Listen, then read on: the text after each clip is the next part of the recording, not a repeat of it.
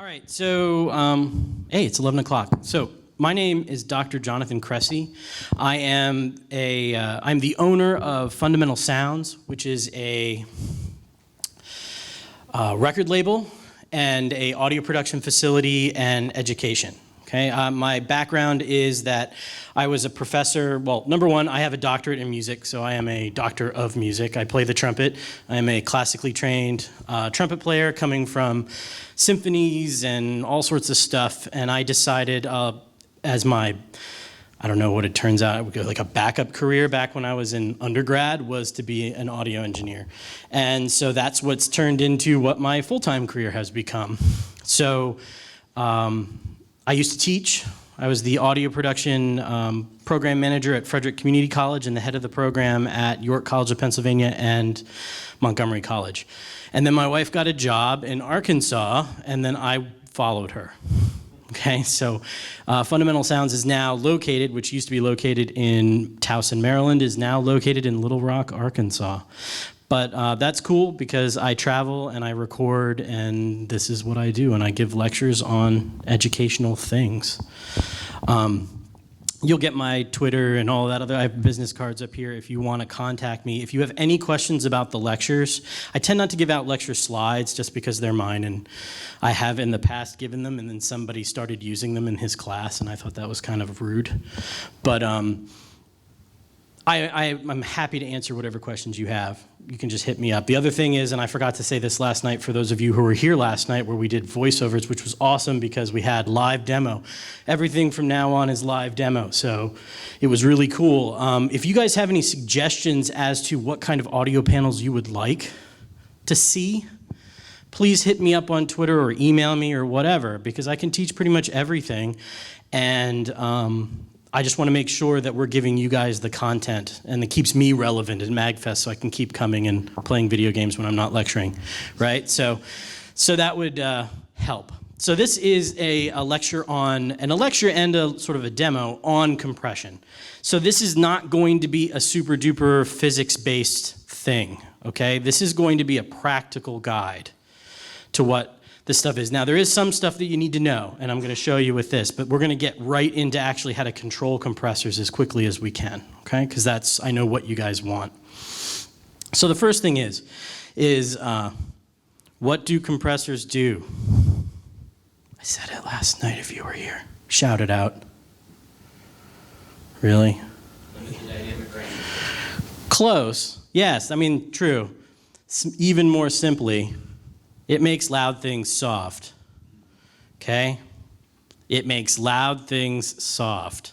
That's what compressors do. They don't make things louder. They make things softer. Okay, this is a huge misconception. People are like, oh, how do I make my music louder? Oh, put it through a compressor. No, that is not the answer. Yes, it might be part of the answer, but it is not the general thing for a compressor. You don't want to use it in that manner. Okay? Compressors were developed to actually prevent program material from using too much energy. So in radio programs, you were only allowed to have a certain number of wattage or whatever for the radio tower. And if you went over that, you got fined. And so what they would do is they would put limiters, which is a kind of compressor, on the signal. So when it went up to that level, it would never pass it.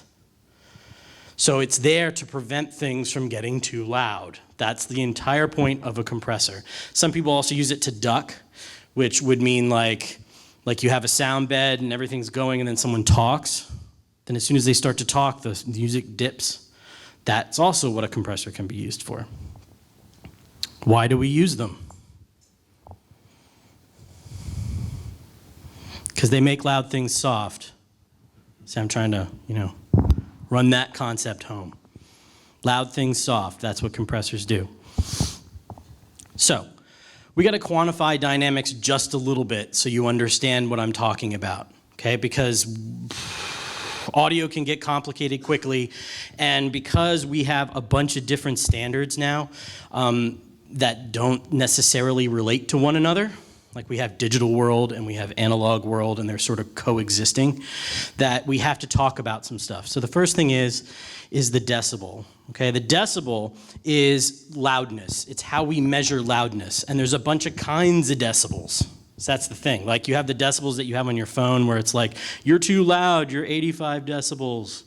Right, that's acoustic decibels. That's like dBA and dBc. It's what OSHA uses to make sure you don't lose your hearing when you're using a jackhammer and stuff like that. Okay, so like in that sense, like we have what's called the 120 decibels is called the threshold of pain. That's where your ears will bleed. Okay, and I bet that's painful. So threshold of pain is 120 decibels. A symphony orchestra might be 110 decibels. A rock concert could be 115 decibels. So there is that, the decibel, okay? And that's sort of how we hear it. But we also measure sound inside, like when we record it, we measure sound in decibels, which is a little different. So the first one is dBu, which is all the analog stuff. If anybody's ever had a cassette deck or a tape recorder and you have those little the little needles that move up and down, dBu is what it's measuring. And basically what it's saying is, look, we need to have a Goldilocks zone, because in tape world, in analog world, you have noise, which is what the tape is. Tape is full of noise. And then you have oversaturation, which is bad. Unless you're trying to do it, then it's okay. But okay. The rule is if you're trying to do it, then it's fine. If you did it by accident, it's not okay. So, dBu was the Goldilocks zone. 0 dBu was louder than the noise, but softer than the saturation. Okay, and it just happened to relate to 0.775 volts of electricity, which is what we turn audio into, right? I'm talking into this microphone.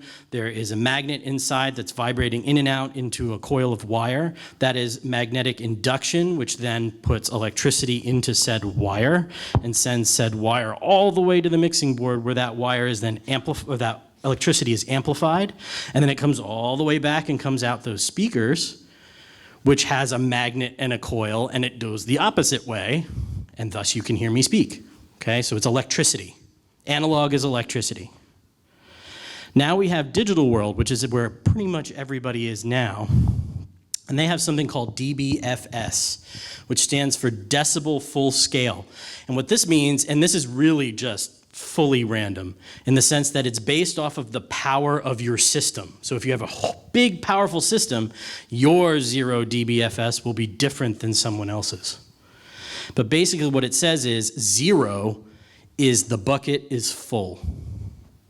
You can't go over 0. You go over 0, you get what is called digital clipping, which is not pleasant unless you're trying to do it, and then it's fine.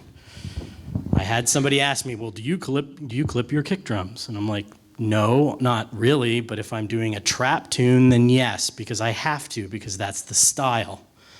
But probably they did that because it was an accident, right? But now I'm doing it on purpose. So on purpose is okay, accidents are fine, but sometimes they're pleasant, and you should always experiment, but you should know what you're doing, okay? So 0 is bad. You want to stay as far away from 0 as you can to maintain the dynamics. So when we were doing the voiceover lecture, we tried to get the bulk of her voiceover to sit at negative 12 dBFS, which gives us 12 decibels before we clip.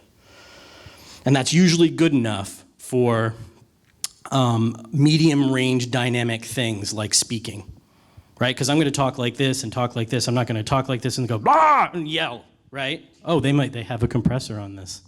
I yelled really loud and it didn't clip.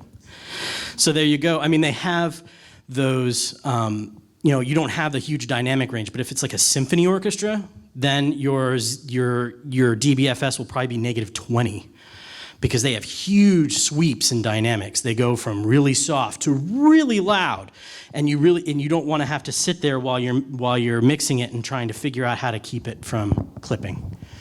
Okay, but those are important because when we use a compressor, I'm going to be talking in decibels. So I just wanted to make sure you guys understood what we were doing. Okay, most of the stuff I'll be talking about will be in digital decibels, not analog. All right, instrumental dynamics. How many of you here are electronic musicians? All right, 2, 3, 4, sort of. You know, people who play with MIDI? Okay. The people who play with MIDI, you will know what this means. Well, or you think you know what it means. All right, that is the ADSR curve. It's called the envelope. It looks like this. Every instrument in the world has an envelope. The envelope is the attack, this. The decay, which is right after the attack. So you get really loud and then you get somewhat softer. Then you have sustain, which is how long you've held that note out or how long whatever that instrument is playing. And then you have the release, when you release it. Okay, so wind instruments have a controllable sustain, right? I can play it, trumpet, and as long as I've got air, I can keep holding that note out. A organ is the same way. You hit the button or hit the key, the organ lets air out, it vibrates a tube, and it goes as long as you're holding down the key. The thing about the organ is there's no attack, because organs don't have attack. They just have it go, that's all that happens. There's no like an instrument. But why I'm showing you this is because every instrument that you mess with, including voice, because voice is an instrument, has an envelope. And if you want to alter certain parts of that, you can use a compressor to do that, right? Because we're altering amplitude, altering dynamics.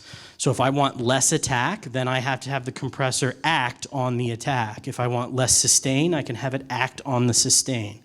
And I'll show you how that all works. But that's what people, when they say, oh, I want a punchy kick drum, I'm going to put a compressor on it. Right? What? Okay, yes, you can get a punchy kick drum that way. However, you need to know what makes a punchy kick drum, right? Which is having more attack than anything else. If you want a thicker, fatter kick drum, then you need more sustain, because that's where all the tone is. And so you need less attack. So it's that kind of aspect of dynamics that we need to look at. Okay. Sometimes they actually make specific plugins now called transient designers that act directly on this, but you don't need them. You can just use a regular compressor. Okay. We're not going to talk too much about the super complicated compressors like multi-band compressors and all these other things. I'll mention them, but once you understand the fundamentals of what compression is, not all of that other stuff is no longer confusing. It'll just work. Okay. What else? 4 types. There are 4 types of compressors. The first one, the OG compressor, is the optical compressor. Optical compressors such as an LA2A uses photodiodes. So what happens is you talk into the microphone, the electricity comes out into the compressor, or into a microphone preamp, into a compressor, and that electricity lights up a diode, right? Lights up a little lamp. And then the diode reads the lamp and says, hey, that lamp is bright, let's turn it down. Okay, that's how they did it in the old days. The thing about optical compression, and why we're talking about this is because if you use older equipment or if you use plugins that emulate older equipment, a lot of the fine granular things that you can do on modern plugins are automatic, right? An optical compressor has a particular way it works, and you can't change that. So it might sound really good on program material because it tends to be relatively slow, which means you'll get the attack will come through, but then it'll slow and smooth out. And that's what they were used for. They were called program compressors. They were the ones in the radio stations to just sort of keep everything down where it was meant to be, okay? Then you have the Vari-Mu compressor, which is a tube compressor. This uses the bias voltage on a tube to do all of the cool stuff. Again, another original compressor. After the Vari-Mu, by the way, those are incredibly expensive because tubes are expensive. Okay, the modern one is called a FET compressor, which stands for Field Effect Transistor, and it is basically a solid state compressor. So it allows you to have all sorts of control over all of the granular things compressors do. Okay, so most modern compressors are FET-based compressors. And when I say modern, I say like 1970s. That's when FET compressors really came into being. The most famous compressor ever made, called the 1176 compressor, is a FET compressor. All All right, and then the last one, which is the most modern, is called the VCA compressor, which stands for voltage controlled amplifier. So basically, it reads the voltage and it changes the voltage up and down as it works. Again, super modern, well, not super modern, again, like 70s, 80s modern, but like lots of control. Lots and lots and lots of control. Every plugin that you are going to use, because I didn't bring any compressors with me, we're just going to use plugins. Every plugin that you use is based off of one of those four. There is no new plugin. Like there's no like, oh, we have this fancy new way of doing this. They're all modeled in some way. My favorite example of that is Logic. Anybody who uses Logic will know that when you put the compressor plugin on, you have a red one and a black one and a blue one and a white one, right? There's four. And because each one represents an optical, a vari-mu, a FET, and a VCA. And they're trying to, actually there's a little bit more than four now, but they're based off of the classic types, okay? And you wanna know about these types because they affect sound in different ways and it allows you to get a particular sound. Like if you really want a warm and fluffy sound, vari-mu compressors are great because tubes impart harmonics onto your music, whether you liked it or not, and it makes things warmer in general. They use second harmonics. They make things nice and fluffy, okay? Optical ones are super slow, so they're really great for vocals because the last thing you need is a vocal to get the loud part of the vocal to dip so low that you can hear the vocal pump up and down. And so optical compressors are really good at just smoothing it all out. If you want a lot of attack and aggression, FET compressors are the way to go. That's the 1176. You put drums through that and it sounds like AC/DC drums. That's what they do, right? And they're really good for attack and aggression. And the VCAs are also good for that, but they were usually used as bus compressors. So they're more of a program compressor also. All right, so here we have the technique and I'm gonna show you these things, but let's talk about it first. Every compressor has these particular, they don't necessarily have your ability to control them, but they have them, okay?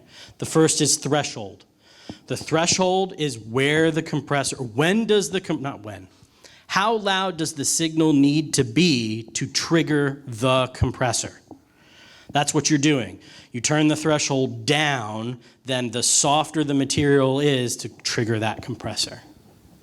That's what threshold is. That's all it's doing. You're telling the compressor, okay, when it gets to negative 28 decibels, as soon as it gets over it, I need you to start. Okay, it's like a person who's holding a fader and he's just putting it in, you're like, okay, now start, now, and you pull it down. Okay, that's what the threshold tells him.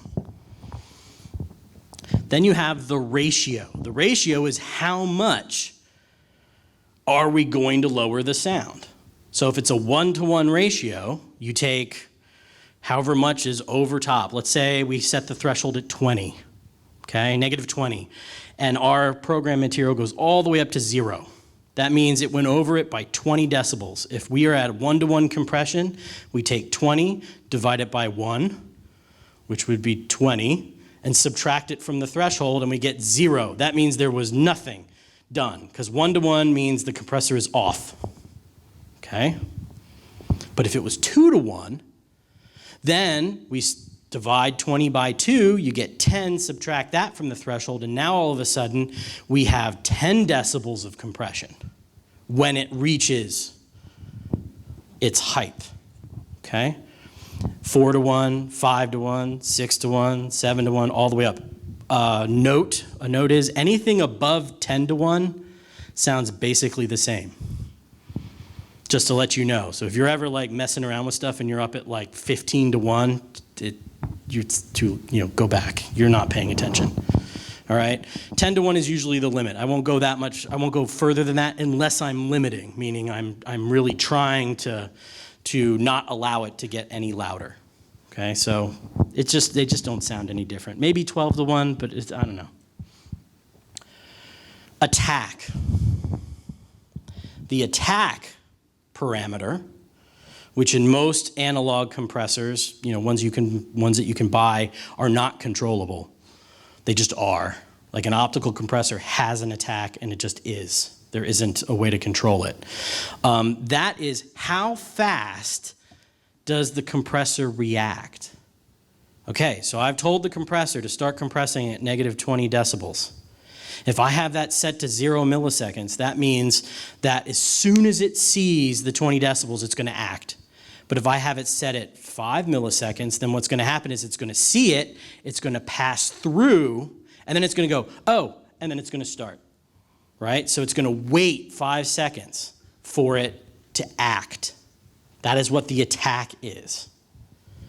Why would you want this? Well, let's say we want to compress drums to make them more punchy. Well, obviously we don't want the attack to go away, because then that's anti-punchy. That's like the opposite. So you need to let the attack through, and you want to get rid of some of the sustain. So what that means is you're letting the attack through, then the compressor reacts with the ratio, and it happens to be at the sustain part, so it lowers the sustain. Okay, see that whole ADSR curve, how we can sort of trace it and figure it out? So that attack, we're letting it through. But if someone's really, like if a vocalist is like really hard on their consonants and it's like, whoa, I don't know about this, then you can make the attack happen faster. And so what's happening is it's catching those initial attacks, those initial transients, which then softens them and makes the person sound less aggressive. Okay? Yes? Is it better to, suppose you were creating like a drum with a synth that already has an envelope, is it better to reduce the sustain in the synth, or to have the compressor do it? If you're specifically trying to like synthesize a drum from a synthesizer, I would do it in the synthesizer. Yeah, I would make it the way you want it, and not wait until later. No, fix it in post. There's no such thing as fixing it in the mix. We're going to listen to something in a minute that you will then be like, oh, wait, okay. So like I have a session that I just finished. Just all we did was track, and I'm going to let, unbeknownst to the artist, I am going to let you, because I'm the label, I can do what I want. So I'm going to let you hear it. And it's amazing when people have listened to it, they're like, wow, how long did it take you to mix it? And I'm like, we didn't mix it. That is the tracking. And that's because you get it right first. Mix later. Okay, last one. Release. This is the opposite of attack. This is telling the compressor to stop compressing. If it's set at 0 milliseconds, then that means, okay, we've gone over the threshold, you have attacked, and as soon as it drops below the threshold, you stop. Okay? So it's super abrupt. So if let's say you wanted something to be super pumpy, like that sort of EDM thing that's like so 19 or 2004, right? Where it sort of pumps. If you wanted something to pump like that, then what you'd want is you want the release to be super quick, but you want the compressor to react super late. And so what's happening is it's making it loud, and then it gets soft, and then it releases, and it shoots back up again. And so you're getting this soft, loud, soft, loud, soft, loud, and it does that, and it makes the music pump. See, back before then, we all tried not to do that. That was like, wow, you overcompress, that's terrible, don't ever do that. But that's something, like if you're hearing that, then that usually means your release is probably not quite right. But again, for vocals, right? If you want vocals to be super smooth, then you want something with a slow release. So you kind of turn the attack down a little bit. So it's catching all of the consonants, but then the release is slow so that when they get soft, it still keeps it a little compressed. That way you're not having it go up and down. All right. So the release tells it when to stop. There are two types we're only going to talk about two types of compression, okay? First one is called downward compression, which means compression, okay? We call it downward compression because we're fancy, but that just means you're taking the loud stuff and squishing it, period. The other one is called upward compression. And you're like, what? That makes no sense. What is upward compression? Well, upward compression is what a lot of people call parallel compression, which is the hotness, right? Everybody wants to parallel compress everything. And I'll tell you what we do with that. Some people call it New York drum compression, which is weird because it was originally used for rap artists, not drummers. And then some people call it rear bus technique because Andrew Sheps uses it a lot. And don't even worry about it. But Downward compression is an insert effect. Insert effects look like this. You put the compressor in the channel, and it makes it softer, period. Okay, this is how we control dynamics. This is how we keep things level. If you wanted to do a parallel effect, which is that upward compression, what you do is you have the normal sound that's not being affected, and then you take a second signal called an aux, and you affect the crap out of it. Like you just squish it, so all you're hearing is that low-level noise and tone and room stuff, and then you blend them together. And so essentially what you're doing is you're keeping all of the attack, like you're keeping the entire dynamic range up top, and then you're adding in the bottom. So you're making the soft stuff louder by adding in super compressed material. And that is a trick that people have been using in the classical world forever, because nobody compresses classical music except we do, because we want it to be louder, but we can't make the loud stuff softer. The loud stuff has to stay loud. So the only thing we can do is make the soft stuff louder by adding it into the bottom. So the compressor is still making loud stuff soft, but instead of me affecting the signal directly, I'm adding it together. I'm giving it, it's called an aux effect or a parallel effect. The other famous parallel effects are reverb, right? You don't put a reverb plugin on your track. You put it on another track, send it to the reverb, and then blend them together, because that's how you can control depth. Okay? That was a lecture last year. So those are the two types that we're going to talk about, upward compression and downward compression. So let's actually get to some of this stuff. Hold on one sec.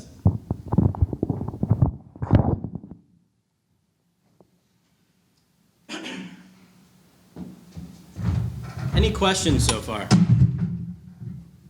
Compression I know is a thing, so. Well, if you have just raise your hand. Oh, I guess, so on the effective sound, you want to compression, but reverb, are there any other examples of things that you want to have in the wet sound that you don't want in the dry sound? Oh, as a parallel effect? You can use anything as a parallel effect. You think of it as hey, I want to do something, but I want to make it super subtle. And so what you do is you take the unaffected sound and you blend it with something that's been super affected. And when you blend them together, it makes a subtle effect as opposed to a really dramatic effect. So people who do put reverb on their inserts, like on the normal track, like here, I don't know, does this do this? No, it doesn't, never mind.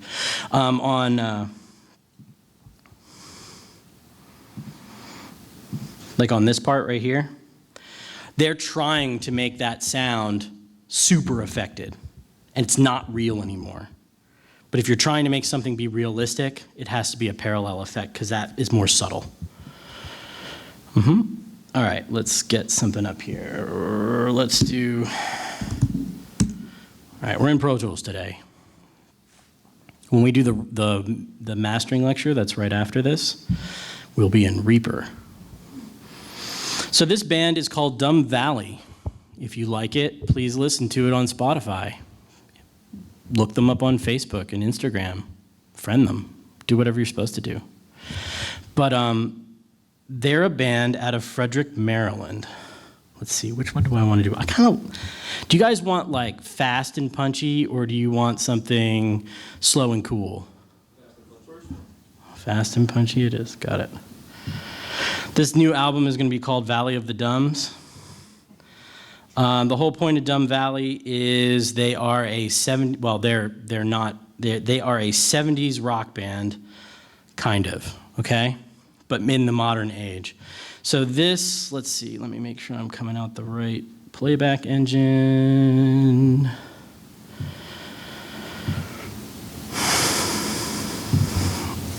All right, so this is totally unaffected. There is nothing in this other than the levels that were recorded, okay? And this is basically what it sounds like.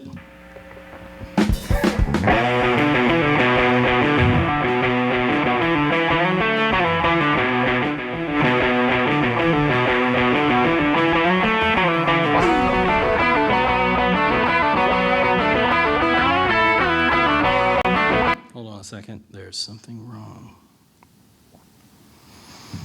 let's make it mono. So I forgot, we're in mono here. That's one of the only issues that we're going to have today, is that we are in mono. So I have to make us in mono.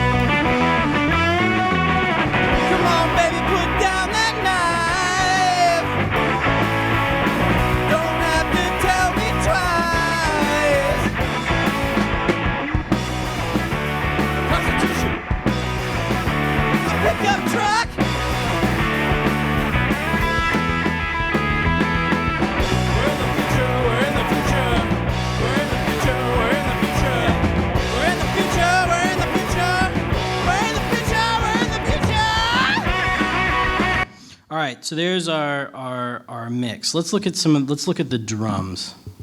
So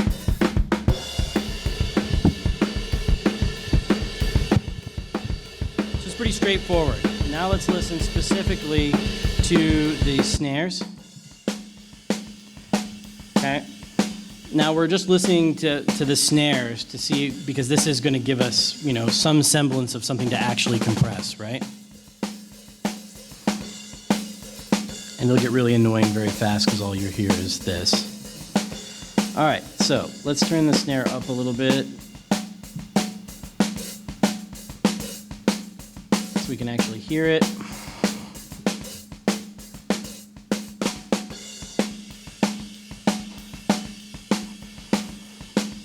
Are you getting sound off that side? Okay, good, just making sure. All right.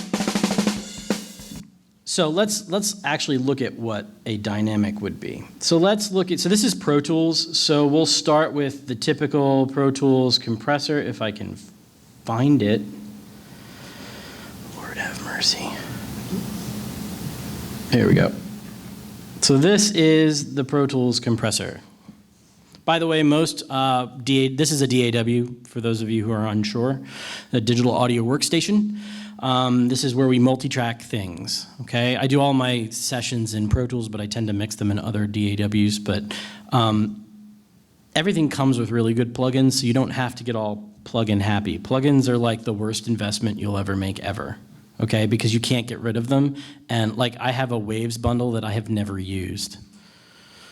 And like every time they have a sale, I upgrade it for like $50, and now I have a, like something like a $4,000 plugin bundle that I've never used. And so I don't know why I even bought it. But here is the way the Pro Tools compressor. Notice what we have. We have the ratio, we have the threshold, and we have release and attack. Now everybody's gonna be like, well, what about the knee? Okay, so this is here. Look at that. All right, so this is, by the way, graphs are stupid, and please use your ears and not your eyes. Whenever I mix, I almost never actually look at anything. So, like, I have my eyes closed most of the time, because these will fool the crap out of you. Like, I have watched people play with EQ plugins for hours, and then they're like, yeah, this is great. And I go, it's bypassed, right? You didn't change anything. But their head, they thought they did because they were watching it change, right? So please try not to use your eyes. But the one thing about this, if we look at this graph, when I change the knee, see how it takes that, it makes the line less, what do you want to call it, less aggressive. See how it makes it rounder, this corner? So at 0, oh, come on, seriously. Back up. See how it's very angular? And basically what it's saying is this yellow line is the threshold, and it's going to be, nothing's going to touch it until it hits this line, and then it's going to go, and it's going to crush it, okay? If we do the knee, if we bring the knee up a little bit, see how now it's like, well, we're going to start a little bit before the threshold and then be very gradual about it. Not very many compressors have a knee function. They're usually built in, right? They're just, that's the knee that's there, and you don't ever see it. But this allows you to make things a little smoother if you want. I didn't mention it because you don't see it in every compressor, and I don't want you guys to get confused, okay? All right. So we have attack, we have release, we have our ratio. Notice when I do the ratio here, if I bring it up, see how it made this line lower. The other thing that you will see is the side chain. Side chaining is basically saying if you don't use a side chain, the compressor is listening to the signal that you're putting into it. If you do use the side chain, then the compressor is acting on the signal you're putting in it, but listening to another one. So like if you ever wondered how people made their EDM music pump with the kick drum or the 808, right? It's they had the compressor acting on the mix and it was keyed to the 808. And so every time the 808 did that, it made the whole thing dip, okay? And that's what side chains are used for. Another very good thing about side chains is you see these filters here. This allows you to actually filter what the compressor sees. So one of the things that I said last night was one of my favorite YouTube videos is the trick that allows you to get punchy bass, right? And the trick, in air quotes, is to high pass the signal when it comes into the compressor. And my answer to that is not a trick, that is how you do it, okay? And the reason is because compressors hate low frequencies. Low frequencies are incredibly powerful. That's why you can hear a person with their subwoofer 4 miles away, but you can't hear anything else, right? All you hear is that, and then when they get closer, all of a sudden you hear the high frequencies. So low frequencies are super powerful. They trigger compressors because compressors are looking at that amplitude, right? So if you've got a bass that's got a really big low end or a kick drum, it will make the compressor compress faster than you really want it to, and it will distort. So what you do is you say, okay, right? Let's use the side chain. I'll take all the low energy out. So instead of hearing the boom, all you hear is the puck, right? Instead of boom, you hear. And that's what's triggering the compressor, because that's the attack. So basically you're making the compressor ignore the tone, right? Ignore the tone, only hear the attack, and then it acts normally. And it compresses just the way you want, and it still affects the low end, but it's not listening to it, which is how you get punchy bass. Again, not a trick, it is how it's done, all right? That's why we have it. But let's look at yes? So over here in the side chain, you would use the high pass filter, which is here. I know it says LF, but that's a high pass filter because it filters the low frequencies and passes the high frequencies.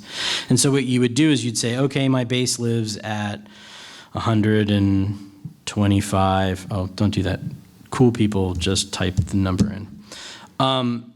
And what happens is you would put it in, and so now what's happening is it is listening to like the compressor is listening to a filtered version of what it's seeing. And then it's acting on the unfiltered version. This is also how a de-esser works, because S happens at 8.5 to 9K, okay? If you try to do that with an EQ and scoop it out, your music will sound like trash. So what you do is you use a compressor that only acts when it hears that band of energy. And it lowers everything, but at that moment, it's an S. And so it's okay. So that's what a de-esser does. It's a compressor that's listening to a high frequency. You can knock down the high end too. That's just like a band pass. Yeah, you could have it listen. So a lot of times when when people are compressing like vocals, they'll have it only listen to the meat of the vocal, which is between 500 hertz to like 4K. That's like where the meat of vocals live, and it ignores the rumble and ignores the high air bands and stuff like that. But this does not affect the tone at all of what you're coming out of the compressor. Okay. So let's just see what happens when we play this. Okay, so you see here how it's only barely sort of getting over it, so let's lower it.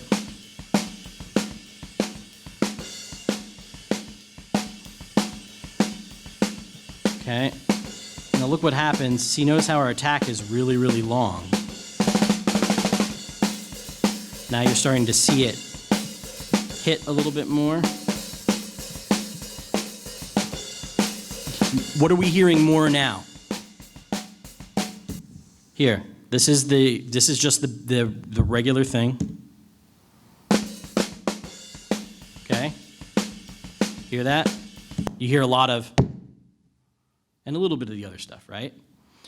Now I've crushed it. This is what it now sounds like.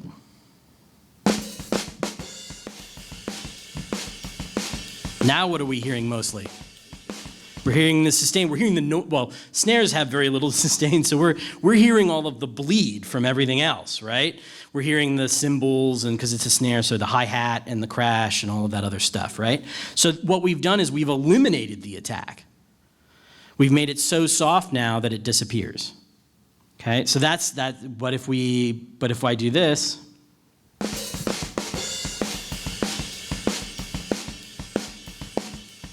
Now all of a sudden, we hear and you hear a little bit of that stuff, but it's really pucky now. Like there's almost no tone at all in the snare drum.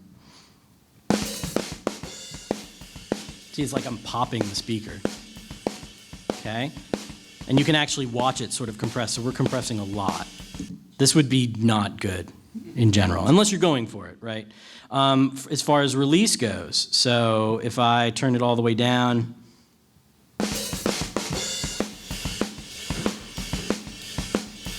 this is what's called pumping.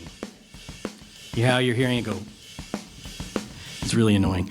But like that pump, that up and down motion, okay?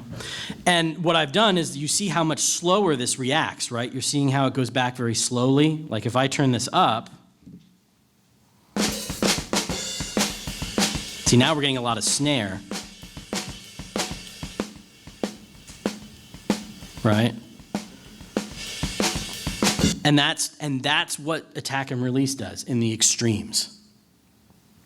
See how we can pick certain things out. So basically a compressor can be used to design a particular thing and change the sound significantly. But why would we use a compressor? What's the point? It was on one of the slides. To make it softer, right? Well, one of the other things about it is when you mix, the whole point, make sure I'm not, okay, cool.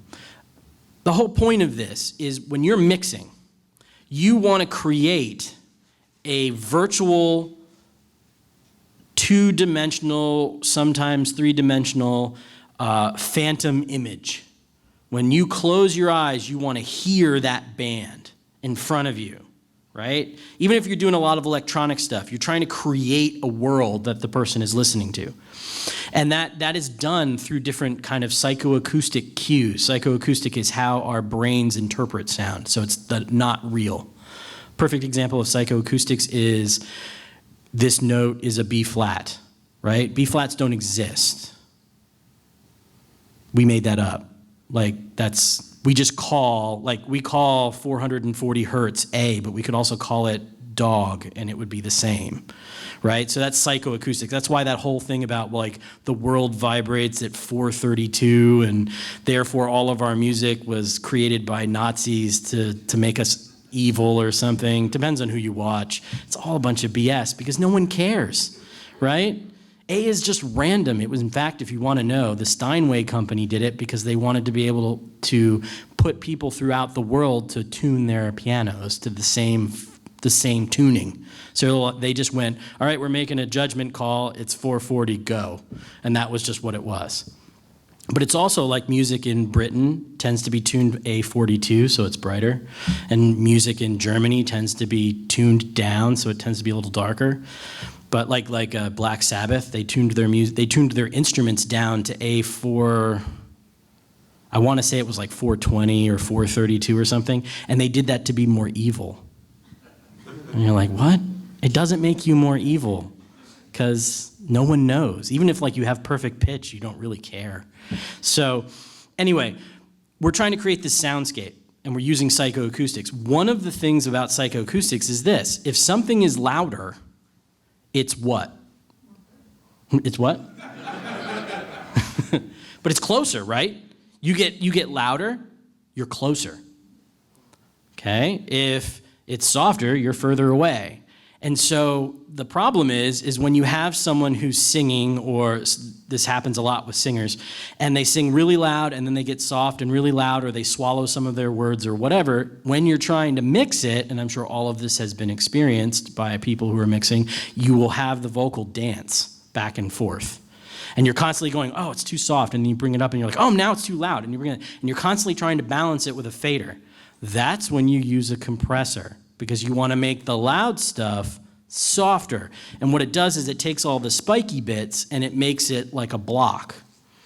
And if you do it subtly enough, they'll still have dynamics, but it won't be enough to have them rock back and forth in the stereo image. And that's really why we use compressors. It's to glue things into spots. Okay, that's another funny thing that people say. I'm using my compressor as a gluing compressor, whatever that means. But what that means is they're putting a compressor at the back end, at the very end of their chain, all the way down at the very end. And it takes all of the little spiky bits that are happening. Like if someone plays a solo and it pokes out just a little too much, it'll just cut those off. It'll just dim them down a little bit so that everything, so instead of the band being over there, way back there, and over here, it brings everybody into focus. And that's what that's for.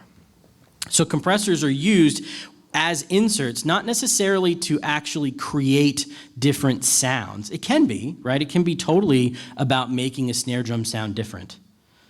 But it's most of the time trying to make a snare drum or a kick drum or a vocal sit. Don't move, right there. Don't ever go anywhere else. Now, one of the other things that we can do is we can do parallel compression. So let me show you that real quick. Zoom out.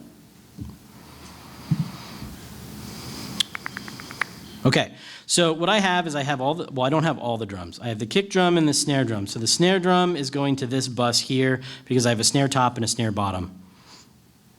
All right? And then, hold on a sec. Ooh, I didn't say what it was. Okay. And then I have a rack tom and a floor tom, which he hits it once. There. And a couple times here. And then we have the overheads. Okay, so this is what the overheads sound like. This is just the overheads. Okay? And they're really loud. All right, we have our overheads. What I'm going to do is I'm going to do what's called parallel compression. I don't think this tune actually needs it, but I'll show it to you anyway. So what I've done is I've created this other bus here called the drum crush bus. I like to call it the crush bus. And so what we're going to do is I'm going to mute this bus, which is my dry bus. This is the unaffected sound bus. And I'm going to put my drums through to the drum crush, and I'm going to add a plugin. So let's look at, not that plugin. All right, let's look at a classic plugin. Where are you?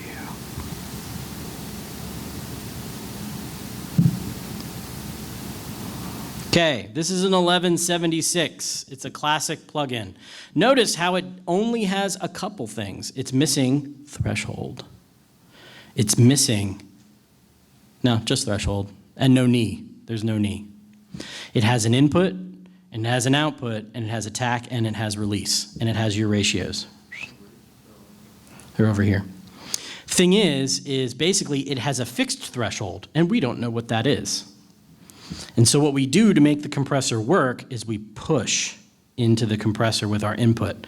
So basically the sound comes in, and then we amplify it and push it into the compressor. Okay? So let's listen to what this sounds like. Actually, let's just use one of these, because I'm sure somebody in here has something. Dirty parallel compression. I knew somebody would have it. Okay. Oh, wow. Okay, so they didn't even do like the cool one.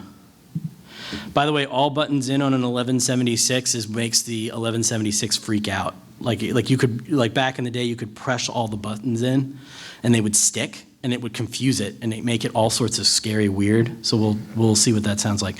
So this is dirty parallel compression. So what you're looking at is they're pushing really hard into the compressor.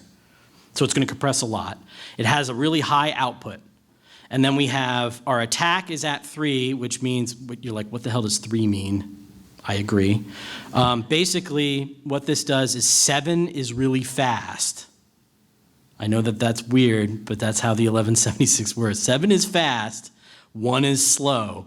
So we have a relatively slow attack, but a super fast release. Okay? So let's listen to what this sounds like.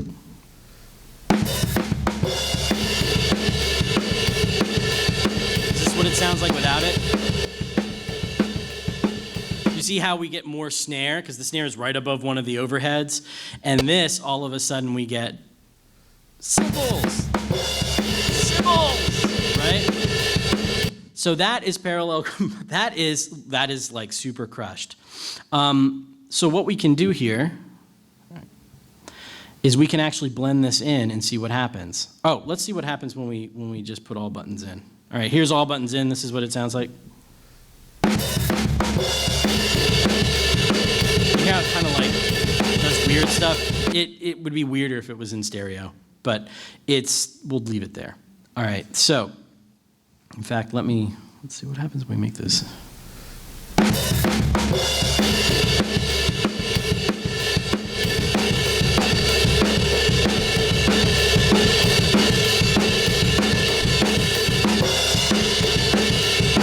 Good enough. All right. We don't want to murder your eardrums. All right, so now what we do is I'll come in here and I'll pull the fader all the way down. This is just the drums. Okay, now listen to what I can do.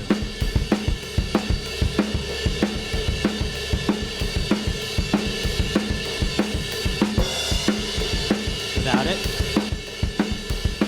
Here you don't hear as much cymbal. Now we get more cymbal. Yeah, it gets a little louder too, but it's got the cymbal is starting to come out more. And you can tailor, like we could tailor this by putting an equalizer in it and just coming in and being like, okay, I only want, actually, let's just do this. I have one of these around here somewhere. Transistor radio. Okay, so now the compressor, it's going into, the stuff is going into a bandpass filter, which makes it sound like a transistor radio, and then it's being crushed, and then we add it back in, and listen to what that sounds like. So if we, right, so this has got a different feel to it, right? So we could add this in.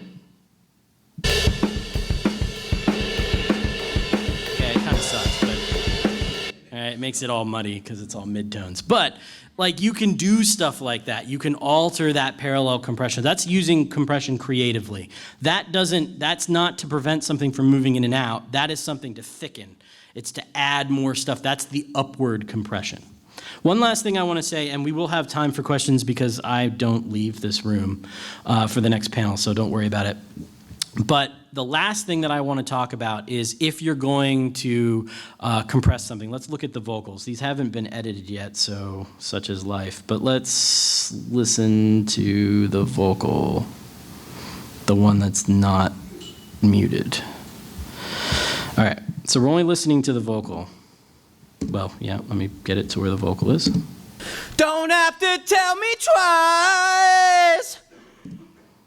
Okay, so this one's let's use the compressor in this, and let's use a LA2A. Actually, I probably wouldn't in this respect because I don't want it to be smooth. I want it to be crazy angry. So we'll use the same one that we used before. I think I skipped it. Oh, here we go. Let's use this one because it's the purple one. All right, so I'm gonna use a 4-to-1 ratio because I like it. Let's hear what it sounds like. Don't have to tell me twice. See how it's not even moving the needle over here? So I'm gonna boost it up. Don't have to tell me twice. Been a slave your entire life. All right, so that's kind of cool. I like how it gets more aggressive, and it like you hear the and all of that stuff. It's kind of nice. So the thing is, though, is that it's louder. We always think louder things are better. It's a psychoacoustic thing. Louder is always better. That's why when we do the mastering lecture, and you can be like, hey, how do I make my music really loud? Because then people will like it better because it's better when it's loud, right? Well, it's not really better. We just think it's better. And so the problem is this is how loud it was. Don't have to tell me twice. This is how loud I made it. Don't have to tell me twice. So I'm gonna be like, yeah, that's awesome, right? But it's not, okay? You wanna be able to hear what the compressor did. Not just because the reason why it's louder, because I told you compressors don't make things louder, is because of this output button right here. Okay, so the sound came in, it got squished, and then it's being amplified on the way out. This is called makeup gain. What this is used for, supposed to be used for, is it's supposed to be used so that your input and your output, when you bypass, the level is the same. Okay? Please do not mix with these knobs, because that's what people will do. They're like, oh, why is my vocal clipping now? Well, because you have like 12 plugins and you haven't paid attention to each gain output. And so each one's getting progressively louder until you get to the end and now you've blown your vocal out. So I will pull down the output a little bit. Don't have to tell me twice. And I'll listen to it bypassed. Don't have to. And then I'll unbypass it. Don't have to. So that's still a little soft. Don't have to. Don't have to tell. That's close, right? So what I've done now is now we can actually hear the difference. So if I hit bypass. Don't have to tell me twice. So you hear, don't have to tell me twice. And then with it on. Don't have to tell me twice. See how now, all of a sudden, it's don't have to tell me twice. See, that's even a better performance, because as a performer, you want to drive through your words. You don't want your words to go, have, twice. Because that would be the dancing. Back and forth, back and forth. Well, now he's not dancing anymore. He's right where he needs to be. I could make it 12-to-1 and see what that does. Don't have to tell me twice. As opposed to. Don't have to tell me twice. So it's still the same level, but this one. Don't have to tell me twice. Takes a little bit of the have and twice down a little bit. And I kind of like it at the higher one, 12-to-1. But I wouldn't go to 20, because like if I put it at 20, nothing will sound different. Don't have to tell me twice. It just doesn't sound any different than 12. So, but we had it at 4, and that was kind of good. 8 might be good. So you can audition the ratios. Now, sometimes that may mean that you may have to alter your output a little bit because the ratio will dip it more. Or you may have to change your attack and your release because the ratio has changed something. It's all a balance. But if you know what each one of them does, the threshold is when it happens. The attack is how fast it happens. The release is how fast it stops. Okay? And then your output gain is to match the input. You can always make your vocal louder using the fader if you need to, or you can even use clip gain. Like if you want it to be louder, just change the clip gain. But please don't mix using these, okay? Because all you're doing is you're fooling yourself. You're thinking, oh, my vocal sounds great, and then it doesn't sound right in the mix. And then you're not taking into account every plugin that you're putting on that vocal. So a vocal will typically get 2 compressors, okay? And one EQ. It'll go compressor, EQ, compressor. Sometimes they go compressor, compressor, EQ. And what you're doing is you want your compressors to act as subtly as possible, right? So you use one to maybe shave a little bit off, and then you make another one to do a little bit more. But every time you use a compressor, you're gonna change the tone of what you're using. That's why I always like to use I always put EQs after compressors, because the compressor is gonna change what it sounds like anyway, so I might as well just use the tone later. Yeah, I mean, that's the only thing. I mean, the only other thing I would tell you is you can use compressors when you track, but be careful, because you have just officially made it that way forever, right? And I know there are people out there that are like, well, you're making decisions and that's great. Yes, it's fine. Or you could do what I do, which is put a compressor plugin in on and go, yeah, I kind of like that, but then you're actually recording the unaffected sound. I like to record unaffected sound, not affected sound, okay? I've been told to wrap it up, but please, questions, because, I'm not leaving. Go ahead, question. Yeah, so I hear a lot about, like, for rock and, like, metal, that a lot of people just throw compressors based on anything. You got compressors on the snare, gig, and bass is compressed, and vocals too. Is that a good practice, or? Again, it's more about, it's a fine practice if you're trying to sort of level things out. One of the reasons why we have to use more compressors now than we did back in the day was because tape was compression. So like when you multi-tracked, a lot of things went through compressors before it got to tape, because tape would saturate and they didn't want that sound, right? So they wanted the saturation not to happen, so they would compress it before it went into tape. So it is actually kind of okay. I mean, a typical studio wouldn't have more than maybe 2 compressors, but because they were multi-tracking, they would just say, okay, we're gonna do bass, and bass would go through the compressor, and then, okay, today we're gonna do guitar, and it would go through the compressor. But it's about being subtle, and I wouldn't do it if you didn't need it. Like, listen to it. Does it need it? No, leave it alone, right? I wouldn't do it automatically. Like, I wouldn't have a template that puts a compressor on every channel and EQ on every channel, because it's gonna be hard for the computer to keep up after a while. Yeah. You said you weren't going to go into it, but can you briefly talk about what multi-band compressors are used for? Okay, a multi-band compressor. By the way, there's a mastering lecture in about a half an hour, so if you want to listen to that, you can stay. Let's just use a multi-band compressor here, and I'll show you. Okay, a multi-band compressor looks like this. Let's just, I don't know, I'm just going to pick something stupid. Okay. What multi-band compressors do is they actually act on frequencies. Okay, so we have, basically you're putting a compressor on particular frequencies. So this looks like an equalizer, but it's not, because what it's doing is it's saying, okay, this compressor is working on it has a threshold of 35 decibels at this particular frequency range, which I'm trying to find out where it is. Oh, it's like between 100 and 200 hertz. And so it's listening only to that, and it's acting only on those frequencies. Does that make sense? Whereas the filter for the side chain acts on the entire frequency spectrum. These actually act only on those. So it's like that de-esser where it'll act on a high frequency? Right, correct. So like this is what this sounds like.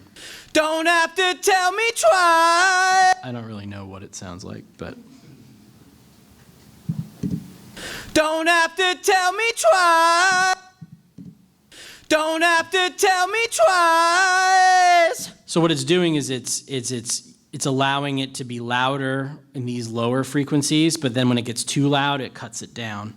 But multi-band compressors can be really useful in mastering when you need to go in and carve out tone and try to get better, like a better mix. Like you can go in and actually almost remix a tune using a multi-band compressor. What gets kind of confusing is they also have dynamic equalizers, right? So you're like, holy crap, now I have a dynamic equalizer and a multiband compressor, what? Right, so basically they're doing is they're sort of combining the two in different ways. So a multiband compressor is a compressor that acts on certain frequencies, and a dynamic equalizer is an equalizer that acts on frequencies when they reach a certain threshold. I know that's really confusing, but I don't really use either of them very often. You can use like the, if you're talking about the pro multi-band dynamics thing, you can put that on master potential too and kind of on your master fader. Yeah, you could if you wanted. I don't recommend putting anything on your master fader because you want to mix and hear what it sounds like. You don't want to mix into things that you're not quite sure about. Any other questions? Yes, start back there. Did you ever use an multi-band compressor on single tracks or pretty much none? Oh no, you can use a multiband compressor on single tracks. That was what was asked. Do you use multiband compressors on single tracks? Yeah, you use a multiband compressor to, again, it's a way of affecting tone. And so therefore you could use a multiband compressor on anything, vocal, yeah, pretty much anything, yes. Because you're just shaving tone. You're doing it in a different way than equalization. Because equalization is very static. Like a multiband compressor is more of a, when this signal gets too loud, when this frequency range gets too loud, please make it softer. Does that make sense? So like if somebody's too bright, but only in one little spot, you could automate an EQ, right? But that's a pain in the ass. Use a multiband compressor, and then when that frequency gets too loud, it gets shaved off, but when it's softer than that threshold, it goes back to where it was. So you don't make your vocal dull, you make it less bright. So yes, absolutely.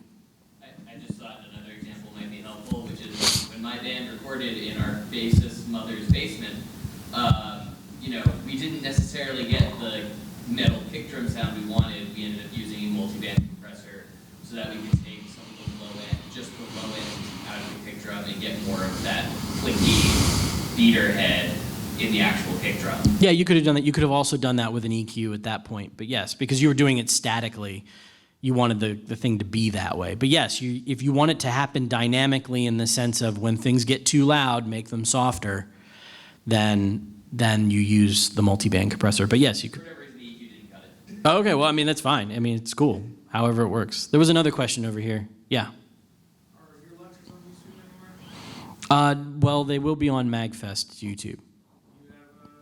Not personally now. I've been told I should. But I told the people earlier in that I was told by a student once that they asked me if I was a professional, and I said, well, yeah. And they go, where's your YouTube channel? And I said, oh, I don't have one. They go, oh, so you must not be a professional.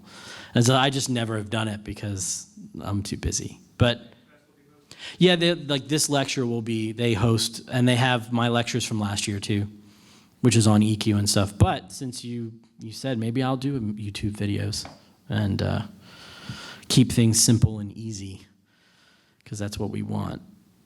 But yeah, multiband compressors can think about it. Think about it in the sense of if I want it to happen sometimes, not all the time, and dynamically, that's when you would use that. So you can carve out different frequency ranges and the such.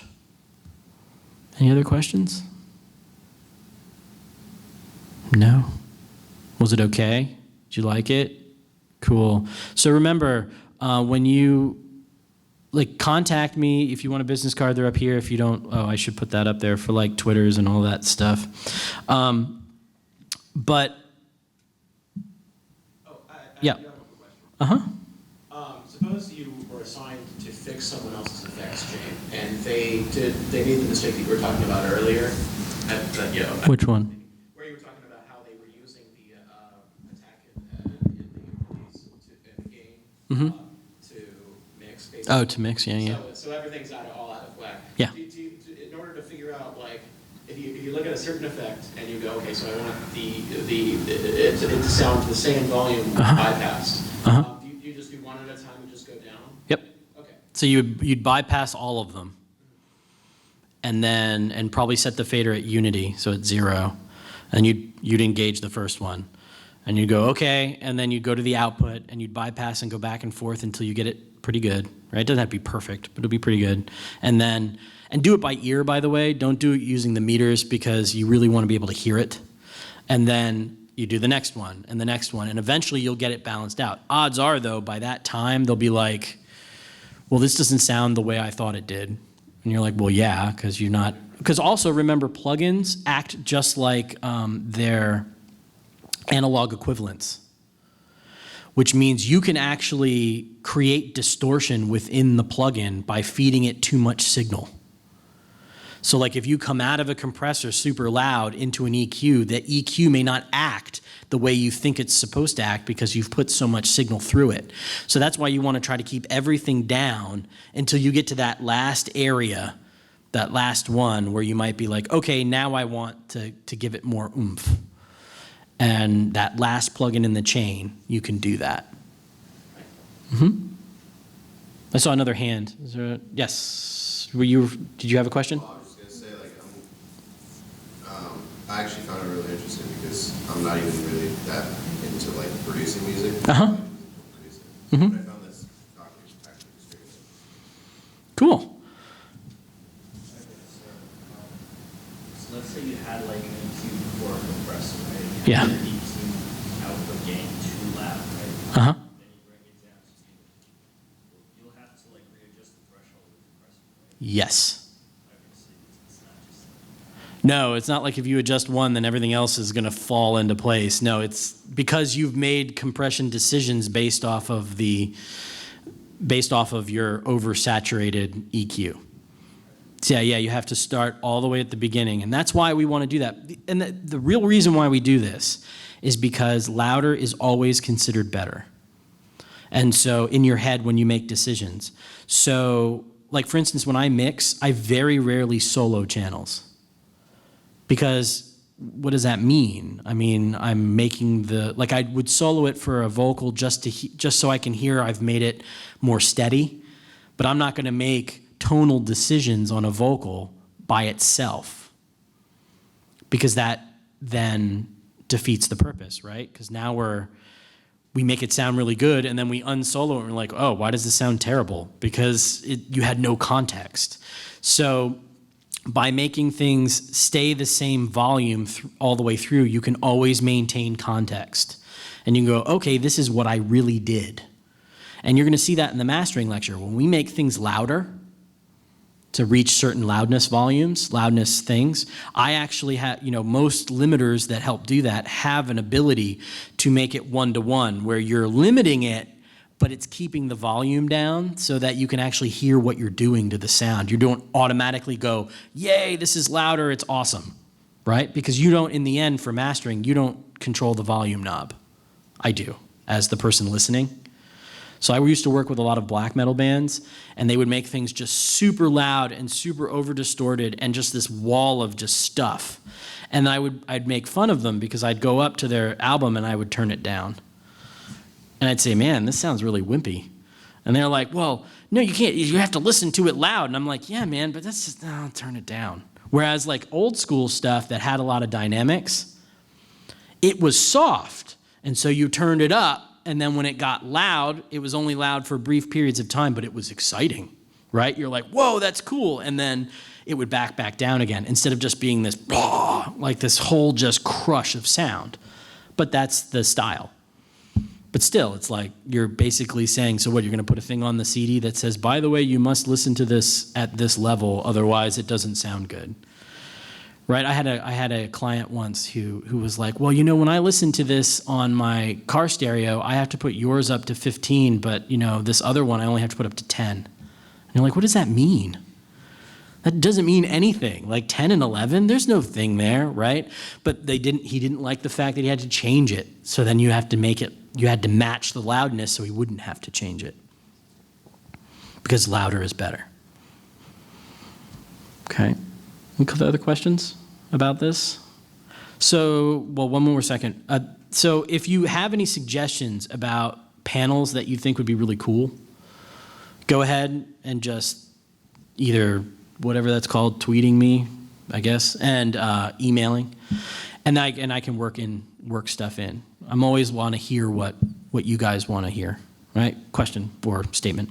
So I don't really work in music, but I did take some classes on signal processing. Yep. So it's pretty interesting to me that we're like recreating the analog effects with the digital signal processing. But my question is, is it common still to use like, if you have a physical device, for that to still be analog, or has like most really been done digital at this point? Okay, so that's a controversial subject. Okay, the new hotness is everything old. Okay, and the reason why that's the new hotness is because it's cheap. Right, so like back when everybody was fire saling their studios because they just wanted to go to a laptop and speakers, and so they're selling. Like I bought a analog console for $15, a 32 channel. You know, it new would have cost $50,000. I bought it for $15, and I had to drive to go pick it up, right? But really, when it comes down to it, is analog is very time-consuming, and it doesn't fit the workflow of a modern era. Because back in the day, you mixed it and you printed it and you kept going. Like you didn't, like for instance, Led Zeppelin 2 was mixed in 16 hours, and they were drunk and high. Okay, that is what happened, and it was because there was no, you didn't sit there and remix things 12 times, right? Like the drummer didn't go, oh, I'd like to be louder. Oh no, the guitarist's like, well, I can't hear it now. No, they just didn't care. It was like, okay, you did it and it was done. And so analog works for that. The problem with analog is you don't have recall. So if the person comes back 10 months from now and says, I really like you to do like 4 or 5 other things. Well, now you've got to reset everything back up the way it was. And of course, it's not going to be exactly the way it was. So it's going to be slightly different. And then you're going to make the change. And that, it's called recalling. And recalling can take hours. Back when I was in school, we had an analog console and we had to write everything down on paper. We had like this paper chart that had all the faders on it, and you had to go and mark every fader. And then you would have to get to your session an hour and a half early so you could put this thing back to the way it was. So to answer your question, everything has gone digital. And I like certain analog stuff. I think it's cool, but I don't really feel like, unless you're doing it for your workflow, it's not something that I think is important anymore. People just don't care. I made this comment the other day. We spend all sorts of time and effort on 4K and 8K video, and yet that video is being, like YouTube, right? It's like, well, we have 4K YouTube, but you've got like 320 kbps sound. You've got like the worst sound in the world with this great video, and no one cares. SoundCloud now has like reduced its streaming bitrate to 60 kbps. And they say, well, it's a special codec, so you can't tell the difference. You can very much tell the difference. It's bad, flat out bad. And Spotify sounds different than Apple Music. I mean, my artists, like they'll listen to the CD in their car and like, this is fantastic. And then they go to Apple Music and they're like, why does this sound different? And I go, well, because that one is being compressed. This one isn't. Different compression. Well, I mean, the audio CD wouldn't be compressed. It's recorded in that particular thing. Yeah, true. Yes, it is not compressed. Yes, data compression. I stream basically everything I listen to over Spotify. Would you say, you mentioned Apple Music versus Spotify. Which one would you say you prefer, those streaming services? I prefer none of them because they don't pay us very well. But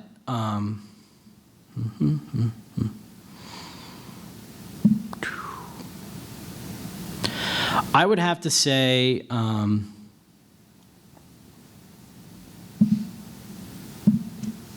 at this point, it doesn't matter really. Whatever works. You like Spotify. Spotify's fine. I don't think it matters. Quality is just not a thing so much anymore when it comes to audio. People have tried, like, it's not Neil Diamond, it's Neil Young. That's it. Neil Young has his he had like some super fancy streaming service that was like 24-bit, 96 kilohertz fancy audio, and like no one cared. And Tidal tried to do it, and no one cares. Maybe eventually it'll happen. But in general, people don't treat audio very well. It's more of a background thing, right? As opposed, and now I'm just saying in general. I know there are audiophiles out there that worship it and buy silver-plated stuff to make it work better. But in general, people just don't care so much. Yeah. Sort of related. Would you say it's like worthwhile to have like a mostly digital process and then once in a while convert to something analog? Or is that like Again, I mean, it's just part of your workflow. Like I'm pretty much all digital.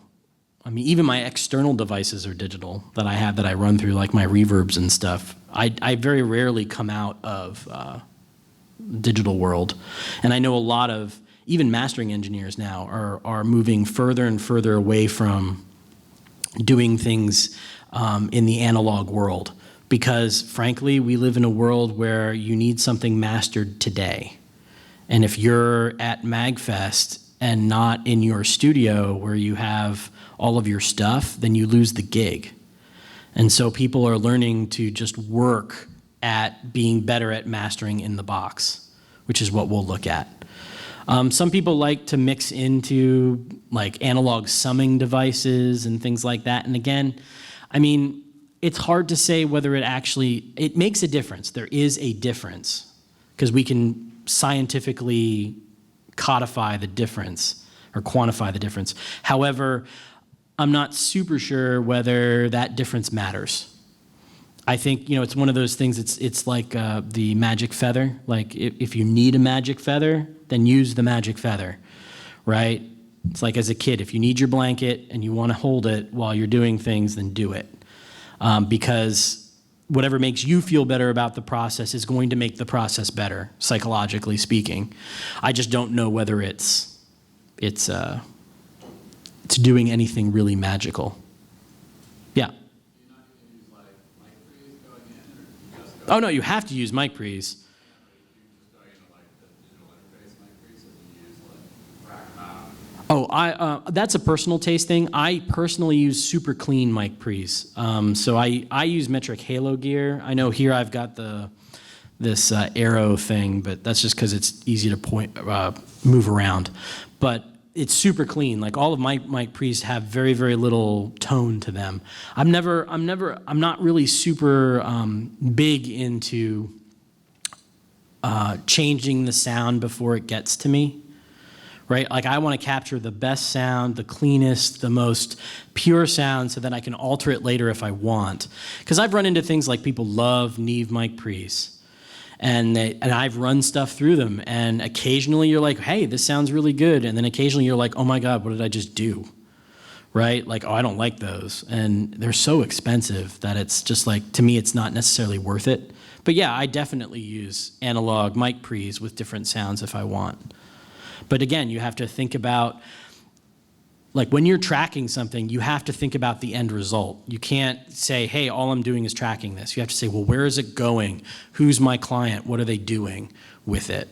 And that way you can pick the tones that you're getting beforehand. And it's not always fancy stuff like the voiceover lecture last night, we used a $150 CAD E100 from 1986. And I love the old microphones. Why? Because they're cheap. I love them because no one likes them anymore. Because, did you realize that Sony made thousands of microphones? And they're so cheap and they're so good. And now they're all going to be expensive because you're going to put that on the internet. But I mean, they're great. They're super great microphones, but no one even knew they made them because mostly they were in Japan. And so now you can, I have contacts in Japan that I can get these microphones and you can get them on pennies on the dollar. And so it's really, I like to get my tone from my microphones. I'll pick the microphone that best suits things. That's usually how I move. But microphone preamps are part of it. I also come from a classical background. That was my initial education in recording was all classical Tonmeister kind of stuff, which meant you wanted things that did not touch the sound because you wanted to reproduce what was coming out of the hall as best as possible. And so that's how I grew up. It was very different as I moved into the pop and rock world and EDM world, as like, oh wait, so we're actually going to just completely mangle this, and that's okay, right? That was hard for me in the beginning. I was like, oh, I don't know about this. Why are we doing it? Yeah. Do you give a quick rundown of your credentials at the beginning of? Mm-hmm. Well, I can do it now. Or I guess I should wait, just in case. All right, let me take a quick break as far as to make sure I have everything set up and ready to go, and then we will do this. Like 11:10. Because he was packing up, and it's like, dude, I'm like, dude, man, that's why we have a half an hour in between these things. Okay, yeah, I figured some certain backups, it's like, okay, everything's good. Yeah, I mean, it's not, yeah, I thought so too, and I'm like, oh, he's almost done, and then I'm like, it's all right. Sorry. It is what it is, it's fine. I knew we had this half an hour afterwards, so I was like, whatever. Okay. Yep, so. So outside of that, everything's great. Yeah, everything's good. It wasn't super full, but everybody was super involved, so that was good. I didn't flip my schedule, so the good news is I'm off now until 8. The bad news is I'm basically on from 8 until 3 a.m., so. Well, okay, well. It is what it is. So. Yeah, but at least you don't have to do the stuff in the middle, so if you need to. Yeah, absolutely. I figure I was going to stay for this one. Okay, yeah, that'd be great. Let's do that. Can do that. Excellent. Let's see what this sounds like.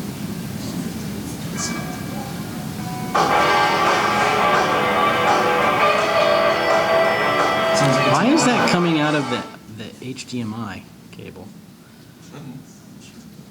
Nope, it is. I was like, that sounds like it's coming out of a transistor.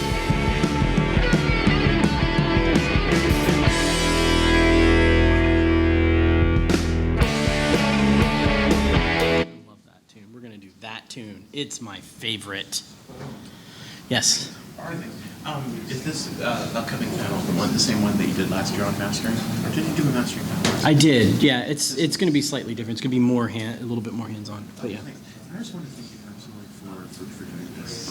I was here last year for the yeah, I remember. Yeah, and I used what you learned there were several huge reverb mistakes that I made where I was putting things on the dry instead of wet. So it really vastly improved the quality of my music. Cool, good to hear. And I was able to, what I do is I write music for my sister's escape room. Okay. And so while the escape room runs, music plays. It significantly increased the quality of it. It makes it sound so much better. So I really appreciate it. Because it's very hard. It's very hard to just go on the internet and read up on it. You can read up on a tutorial, but they won't really tell you things like, don't do this is a common mistake people make. This has been very helpful. I just wanted to say I really appreciate it. Thank you. I really appreciate it. Why don't you take a card, and then if you have any other questions, just feel free to email or Twitter or whatever me, and I will get in contact. Awesome. That'd be awesome. Thank you so much. Yeah. I did have something that I've been kind of running up against. The thing, when I see like beginners tutorials on doing synths and writing them, and they'll do things like, oh, you just play these notes, and then I hear there's like a difficulty curve here where it goes like right off the cliff where I don't know how to do articulations or change note attacks. Like, okay, you make the synth talk, where they I mean pitch bends, but that's the velocities. Okay. It's in velocities. What program do you use for your synths? I use the digital audio workstation Reaper, and then I use like Synth 1. Okay. So if there's in Reaper, you can actually go in, like when you look at the MIDI notes, you can actually adjust the velocities of the keys, and that will actually help you get more attack and less attack also. Okay, well, doesn't that only just change the volume, or? No, it changes the attack of the key. Because you may be playing, I don't know if you're playing on a piano or whatever, but if they're not velocity-driven synths, then when you hit the buttons, you're just getting just this normal, not talking or anything. Right. You can go in I'm and you having can a hard time adjust. with all the notes sounding exactly the same. Yeah, and you can go in and adjust the velocities, and it'll help. Velocity. Yeah. It's just when I because I think I see velocity and reverb, but when I adjust it all, it seems to change the volume.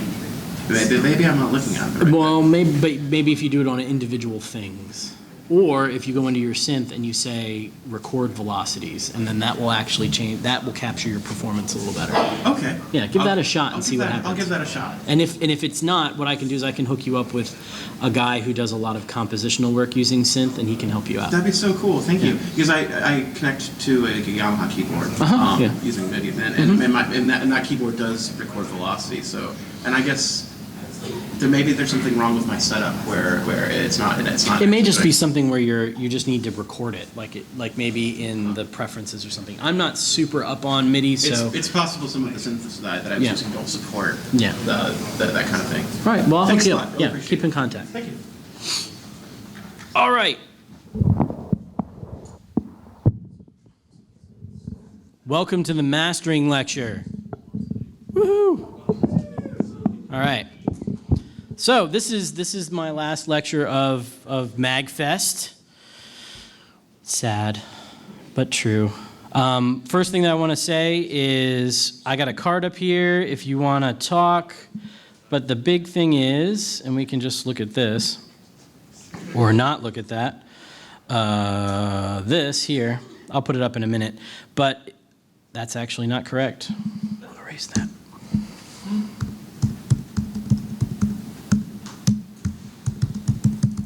That is correct. So, I'm always up for different ideas of what kind of audio lectures we can do. And like next, I've already had a request to do another Reaper panel where we really go through Reaper in depth and some other stuff. But please feel free to contact me either via Twitter or email and give me your ideas. If there's something that we're doing or some information that you'd like to hear about, I would love to give a panel on it. So you just go right ahead and let me know. Okay, I'd like to hear from people about like what, or even what can make the panels better. Okay, so let's start out. So my name is Dr. Jonathan Cresci. I am the owner of Fundamental Sounds, which is a record label and a audio production business and education. So my background is that I'm a doctor of music. I'm a trumpet player and classically trained, and I did the whole classical music, played in orchestras, did all that stuff. And I was also a audio recording engineer, classical recording engineer. And I put myself through college that way. And eventually I fell into teaching, and I taught audio production for York College of Pennsylvania, Frederick Community College, Montgomery College, University of Louisiana Lafayette, University of Memphis. So lots of different places. I actually started the audio production programs at Frederick and Montgomery and York. So I got a lot of experience teaching this stuff and building programs. I specialize in everything except possibly MIDI, because I, for a while, had something against MIDI, because I was like a acoustic musician, and I was like, you're taking my jobs. So, but anyway, I know MIDI is super important now. I feel stupid I didn't pay attention to it in school, but there you go. And but I'm a multi-genre recording engineer and producer. I'll produce anything, and country, rap, hip-hop, whatever, rock. We're going to listen to some of that, and video game stuff. So we have some video game stuff popping up, some simple sound beds that one of my clients and artists sort of did for a podcast. It's a very NES square wave kind of feel to it, right? I'm going to try to avoid the word 8-bit because I hate that. 8-bit music, that means nothing. Well, it does. It means something. Just so you know, 8 bits has to do with how loud something can be. That's what that means. It doesn't mean it's going to sound like a Nintendo, right? So like if you put something through a bit crusher, it just distorts it. It doesn't make it turn into a Nintendo. Got it? If you want it to sound like a Nintendo, you have to use synthesized sounds like square waves and triangle waves, and that will sound like a Nintendo. And there's no reason you need to do it in 8 bits. You could do it in 24 bits and it would sound like a really good Nintendo, right? The only reason why people think about that is because Nintendos were 8 bits because that was the technology of the day. It had really little to do with the sound of it in particular. Sorry, that's a soapbox thing. I get it, but it is what it is. So today we're going to talk about, so the big thing about mastering, let's actually, I hate sitting here. Is it okay if I stand in front of you guys? Hold on.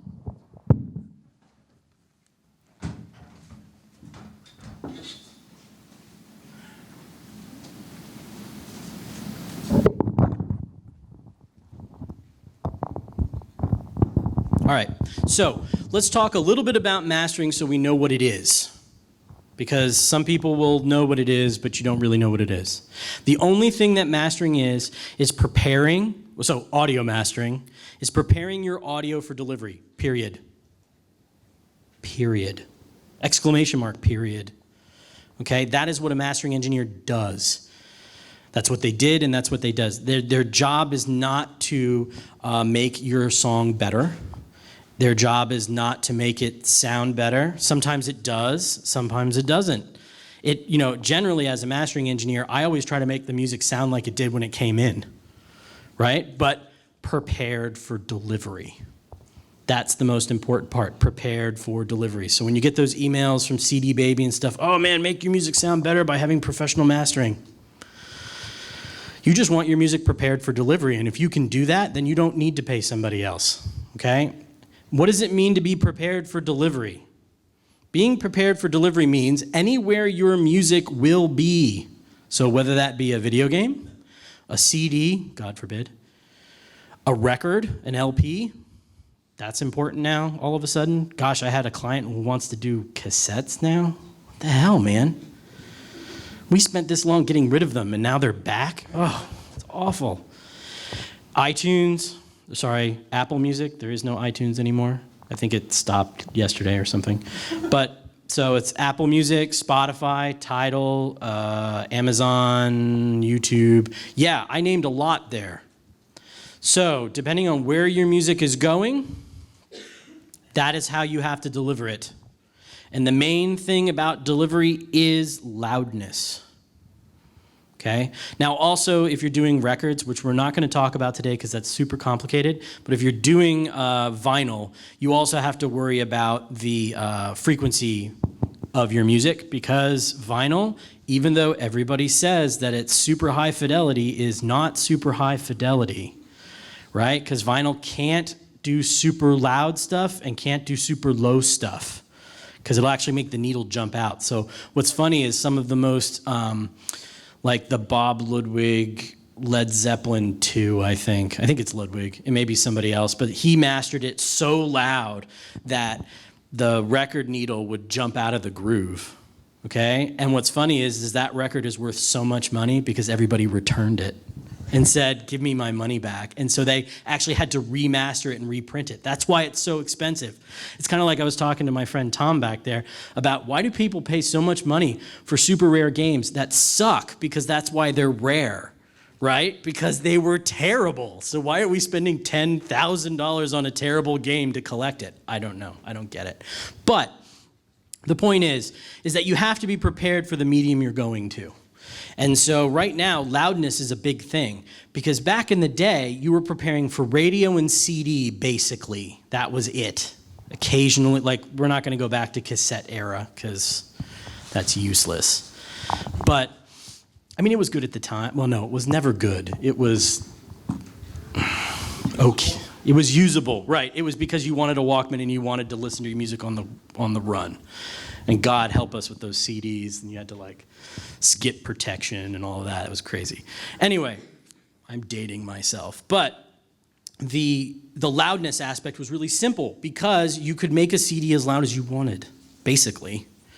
And radio, they limited your stuff anyway, so you could pretty much do whatever you wanted with that too. There wasn't a lot of stuff. And so what ended up happening is we had something called the loudness wars because a producer found out, he like went to college and learned psychoacoustics and found out that louder things are automatically thought to be better. We just had a compression lecture, and that's the first thing that I said. Louder things always are perceived to be better. And so that's what happened. They went, okay, make my music louder than the other guy's music so that when it plays on the radio, people go, oh, wait, that's louder. It's better. It grabs your attention. And so we had what was called the loudness wars, where things just kept getting progressively louder until it culminated really in the Death Magnetic fiasco. Okay, Death Magnetic, Metallica's album, the CD is terrible. Okay, from a mastering standpoint, whether you like the music or not, it doesn't matter. But from a mastering standpoint, it was terrible. It was digitally distorted on the CD. Okay, and we knew it was bad because of Guitar Hero. Because the video game guys have a different standard of mastering, right? So they had to master the music to fit within the video game guidelines. And holy crap, it was better, so much better that people were actually taking the soundtrack from Guitar Hero, syncing it up in Logic, creating a new bounce and putting it on torrents so people could steal it because it was better. That's how bad it was. I remember going to the record store, buying Death Magnetic, and having the guy say, you know, that's really bad and distorted. And I was like, yes, I'm teaching this, and it's a teachable moment. And so I bought it.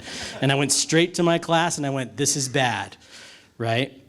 And that's the thing, is that the guy, I'm not blaming the mastering engineer, that was the producer saying, make it louder, make it louder, make it louder, make it louder, and he just did it, and that was it. I mean, the poor guy has gotten like so much flack for this. But the video game guy did a great job. And that was because his medium is different than the other medium, right? CDs can be as loud as they want. Video games can't, okay? Just like television can't. If you do something for television, it's different. And the thing about television is, and other mediums, is that if you go over your loudness, well, they just send it back. Like, they won't say, oh, we'll fix it later, or we'll let you get away with it this time. Oh, yeah, no. No, we do not accept it, okay? And the funny thing is music has just become that. So it was really odd. The federal government, Congress, decided that commercials were too loud, okay? They said, you know what? Have you ever, you watch TV, and you're, like, listening, and everything's up, and everything's fine, and then the commercial comes on, it's like, ah! And you're like, oh, my God, and you turn it down? Well, people got mad. And so we had to pass a federal law that says your commercials cannot be too loud. Well, then we're like, what does that mean, not too loud? So we developed something called a LUF, an LUFS. It stands for loudness units, full scale, LUFs. Okay? And basically what it does, and this is a super basic thing, so when you watch this on YouTube, please don't write comments that this is not how it works, because it is sort of how it works. Basically, they read the dynamic material of the entire song, and they come up with a number, and that's your LUF. And if it's over a certain amount, too bad, turn you down automatically. And so when they did that for television, guess what? Spotify, YouTube, Apple Music, all did the same thing.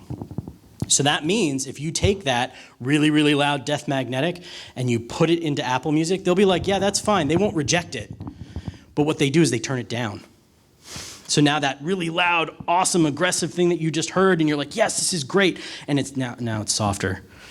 And without dynamics, it sounds like poop, okay? It just sounds like weak, bad music, right?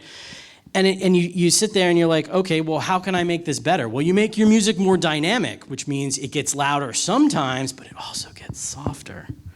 And then when it all evens out in the end, you get the number you're looking for. And then they don't touch it. They also will not turn up your music. They only turn it down. So you really want to try to get it into this window. So mastering for delivery basically means you have certain numbers, and I will tell you said numbers because they are published, okay? Although they do change, so these may be not right as of tomorrow, but they're right as of right now. Basically what happens is you try to shoot for that. So this is how I approach it. You get your music there, and then you listen to it and go, does it sound worse than it did before? And if it does, make it sound better by doing other things that I can show you what to do, how to make because when you make things louder, your tone of your music will change. just because that's what it happens, right? It will change. Therefore, what we need to do is we need to then use things that change tone, like equalizers, to then get it back to where it was, or maybe even better, okay? Because you're getting another ear. That's the other thing about a mastering engineer. If you have a mastering engineer, that's somebody who doesn't care about your music, listening to it, and making objective decisions. Like, wow, that's really muddy. Even though you really liked it, well, he doesn't, so he changes it. And then in the end, you go, wow, that was probably a better decision. But that's only because you are not part of that decision. Yes? Can you say about the loudness option that the user can change in Spotify or something else? Oh, no. The loudness option, I don't even know what that does, but Like normal, quiet, loud, I think it's compression that the user can choose. probably. This is actually just bass level loudness. Like when you submit something to Spotify, Spotify will automatically read it and say your number is like, I think Spotify is -16 or no, -12 or something. If you pop up at -9, they're like 4 dB down. And they just turn it down and then it gets sent out and then you get to do whatever you want to it. So it's something that happens beforehand. It's much like Netflix or anybody else. You do something for Netflix, it's got to be within that guideline because they have federal rules that they have to comply with. Europe is much stricter about this. The EBU is super, let's see, European Broadcast Union, they are very strict. They have super standards that you must adhere to. America, not so much. We have AES and we kind of have standards, but we argue all the time, right? I'm a member, I can say that. Right? Everybody argues about it, and they're like, well, we should do this. Oh, no, we're not going to do this. But we still have those hard sets. So let's look at what these things are. Any questions about being loud? Okay.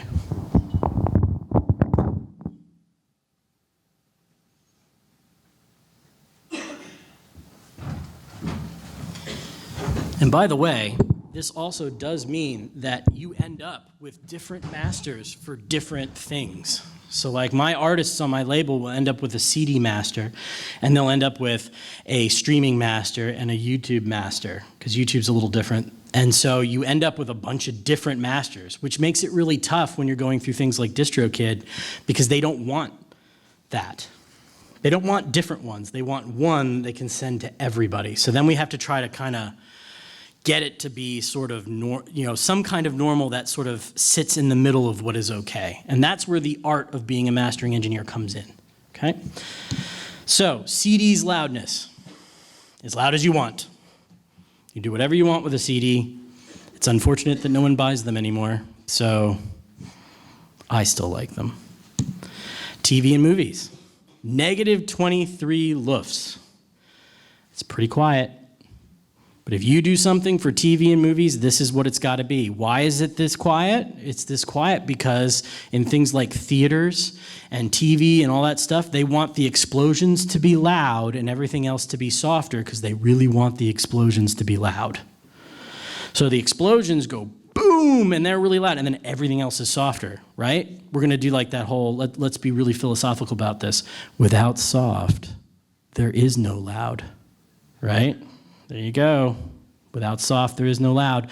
So the dynamic range is important in movies. Otherwise, explosions would be nothing, right? Gunfire would be nothing. I mean, I remember going to one of the Star Wars movies like Phantom Menace, and it was so loud. Like the speaking was really soft, and then like a Star Destroyer would, or whatever, some kind of thing would fly by, and it'd be like so loud that you were like, oh my God, why is this so loud? And it was just because it had huge dynamic range. Yes?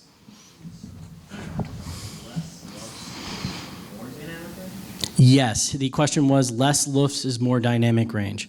Yes, what that means is it means that the ratio between soft and loud is bigger. Yes. Okay, streaming. So this would be your Spotify's. So Tidal is -16 LUFS, so is iTunes. Spotify is -14, and YouTube is -12. So I tend to shoot for -14 to -13.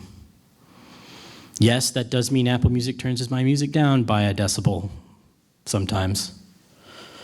But in the end, I'm trying to shoot between all of them. It would be nice, however, if everybody got together in a room and decided on one. That would be helpful.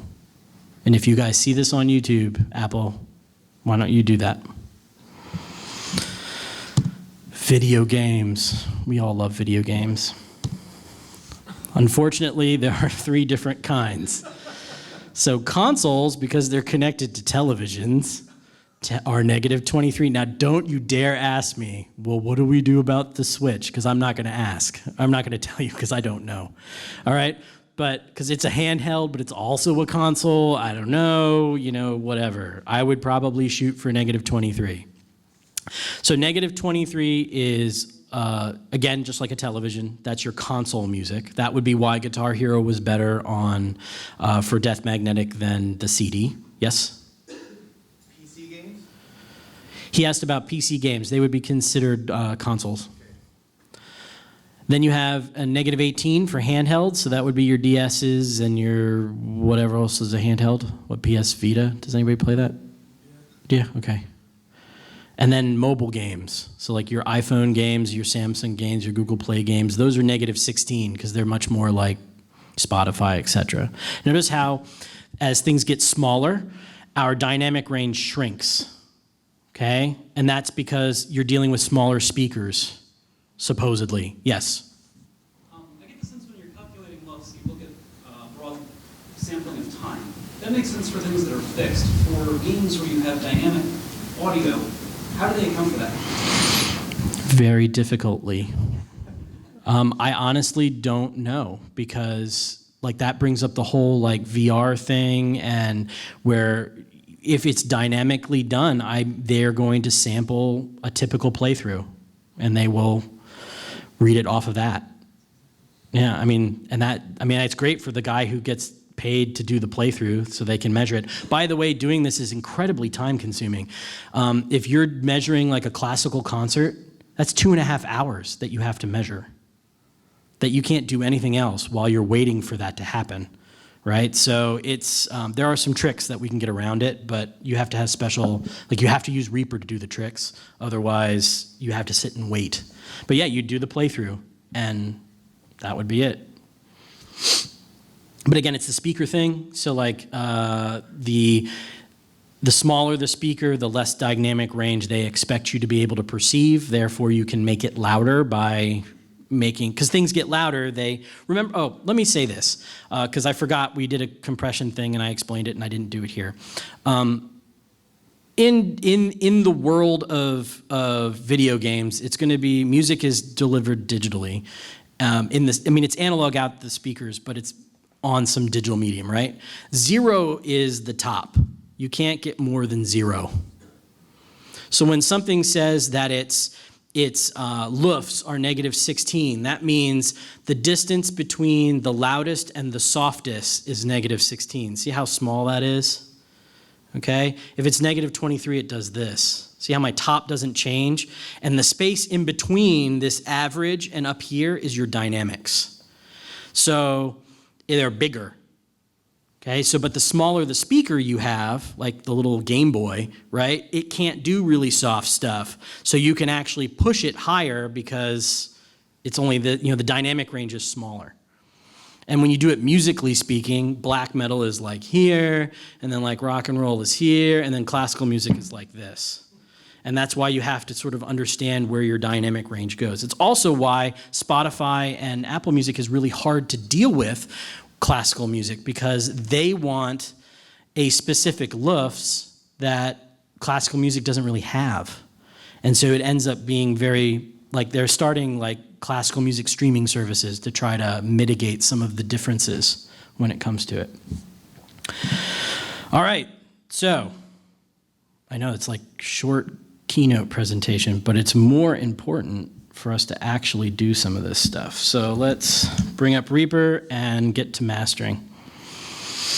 So I use Reaper to master because Reaper is, yeah, I know.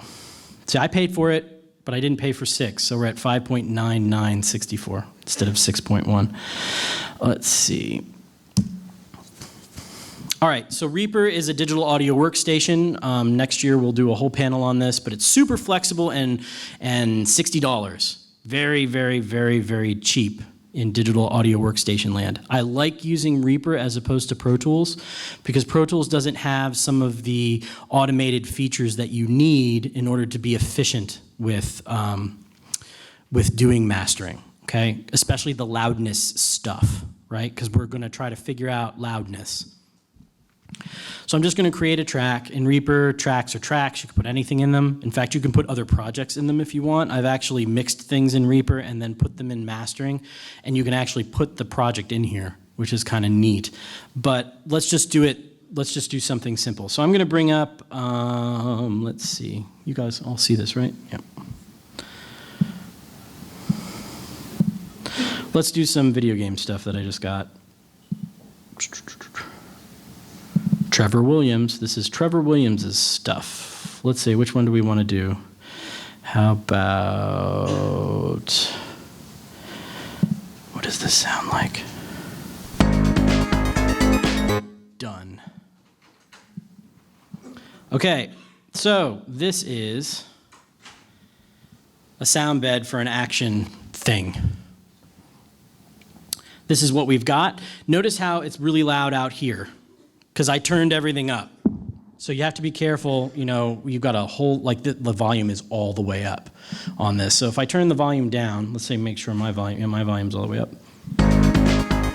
This is pretty much what we're at. Notice what, we can look at our meters.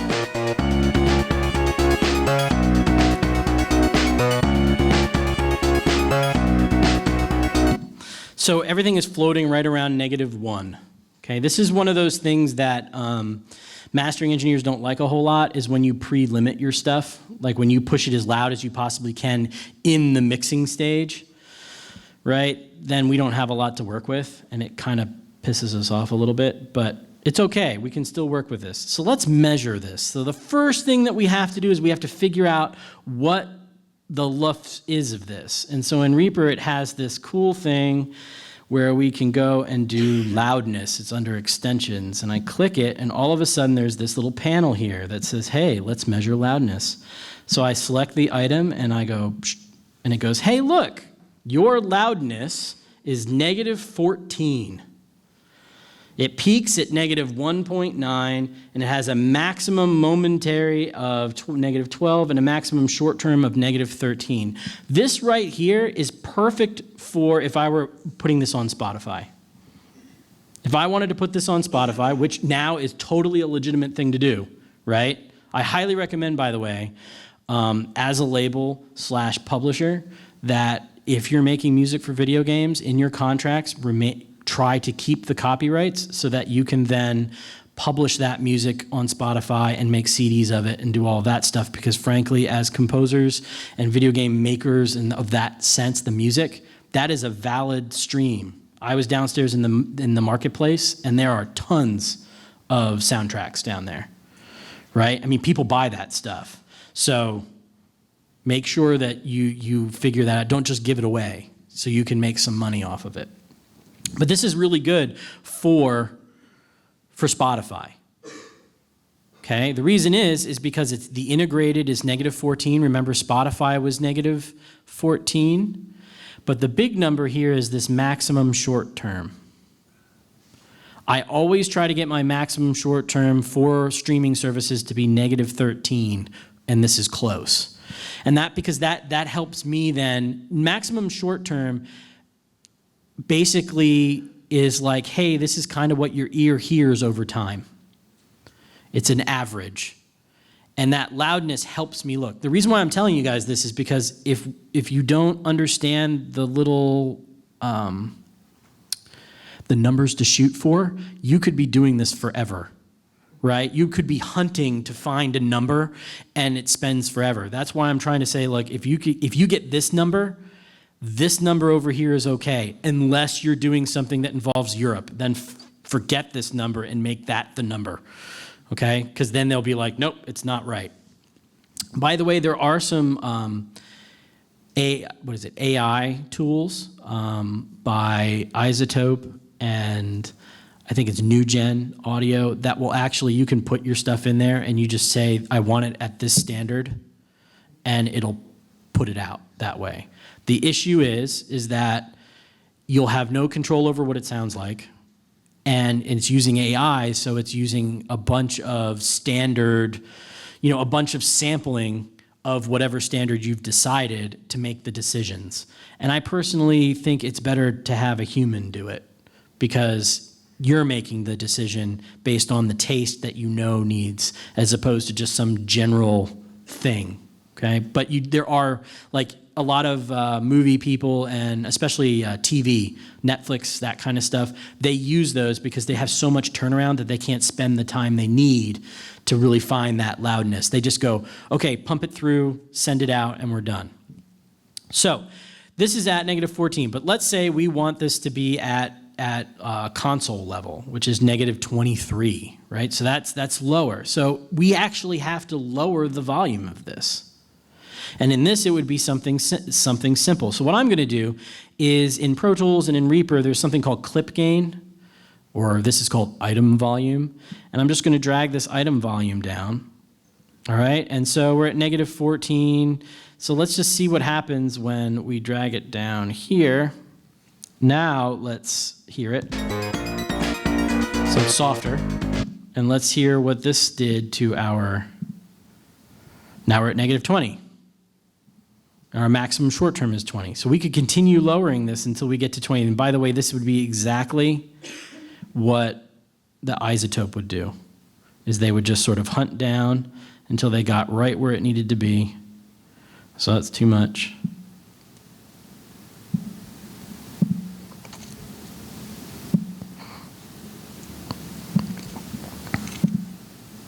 Close enough. No, it's not close enough.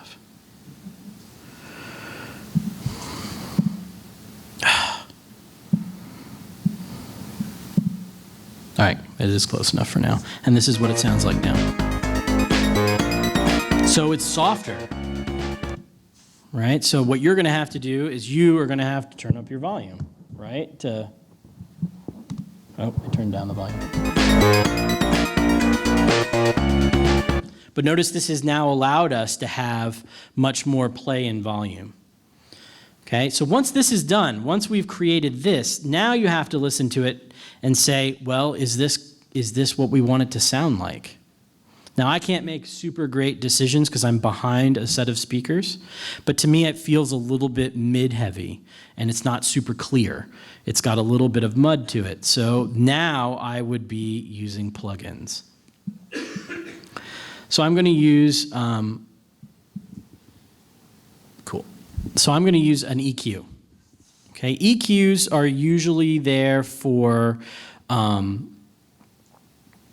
changes. We're changing the tone of this. If we were dealing with something that we had to make louder, which we will in a second, then what you're going to end up with is you're going to end up with having to use a compressor first, an EQ, and then possibly another compressor. So I will show you that in a second. But with this, I'm going to just go in and you're going to make tiny, tiny changes. Tiny changes. If you have to make large changes, you messed up.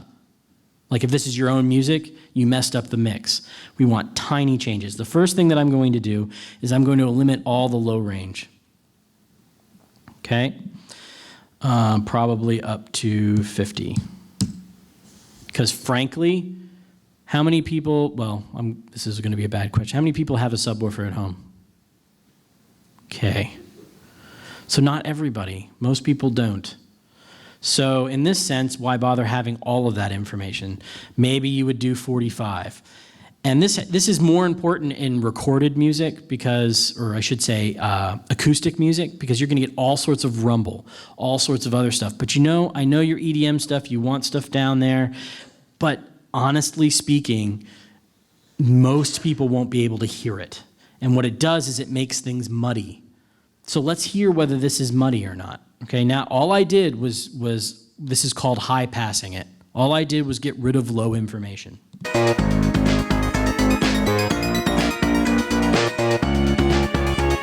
All right, now without it.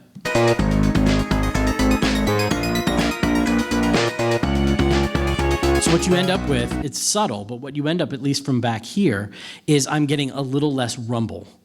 The bass becomes more tight and it's a little bit more not centered, but it's more concise. It's a little less big. And that's because I'm getting rid of a lot of information that, frankly, most people won't even hear anyway. We just get rid of it. And then it also has made it less muddy. But this is usually where mud sits. It's somewhere in here, so let's listen to this. Like right there.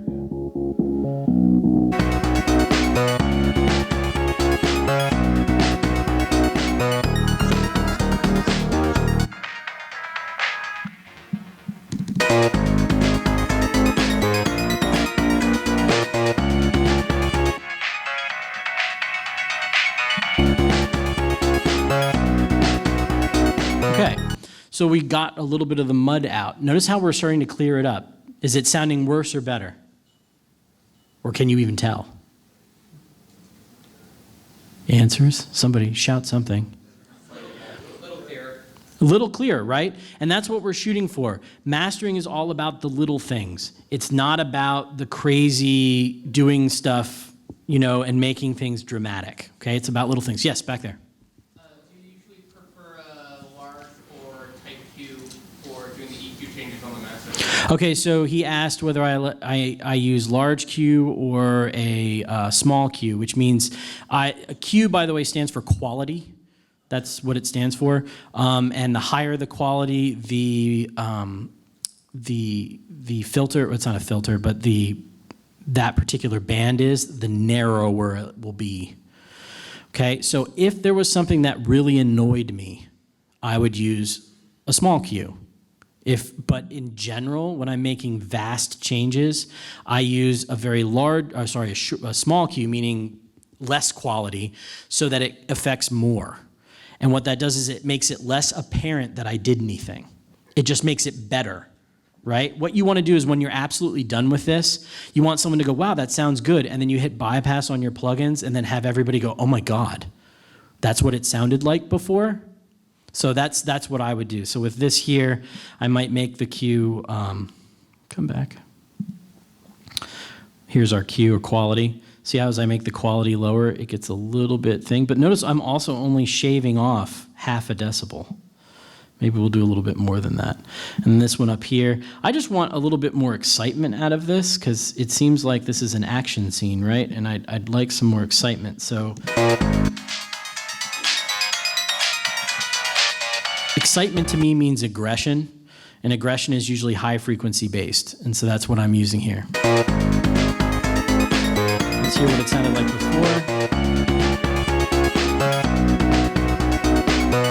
Hear the difference? Now the other thing is it got softer. Got softer. Did you hear it, how it got a little softer? And that's because we have to pay attention over here as to how much softer did it get.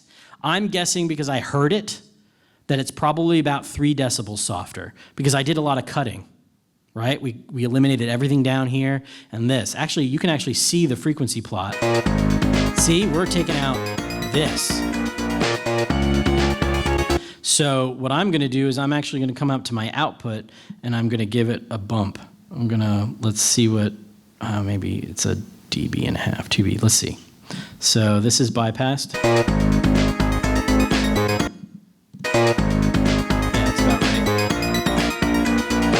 So I maintained my loudness. Every time you do something in a plugin, you have to go back and make sure you're not making it softer or louder, okay? I told the last class, please don't mix your audio using the outputs of your plugins because what will happen is eventually you will distort your audio and you won't know why. And it's because every plugin will make your audio either louder or softer because you're doing something to it, right? We're coming in here and we are creating this cut. And in fact, I'm going to get rid of this one because I'm going to use something else to make it cool. But like this right here is making it softer. And I have to maintain the loudness. Otherwise, what will happen is when you bypass, you go, oh, well, but it's softer. And louder is always better, right? So you always want to make sure you're maintaining your loudness. Because also, remember, at the end, we have a figure that we have to pay attention to. And if that figure is not right, then that's bad, right? So we need to make sure we are maintaining our loudness, okay? Now let's do one other thing. I still want it to be more exciting, and it's not. So what I'm going to do is I'm going to grab something that I grabbed for everything, and again, I don't represent any of these plugin people, but I like something called a pull tech. Okay, a pull tech is it begins with P, here we go, is an EQ, an old EQ. See, this is it's like an analog, this is a digital representation of the analog thing, okay? It's made with tubes.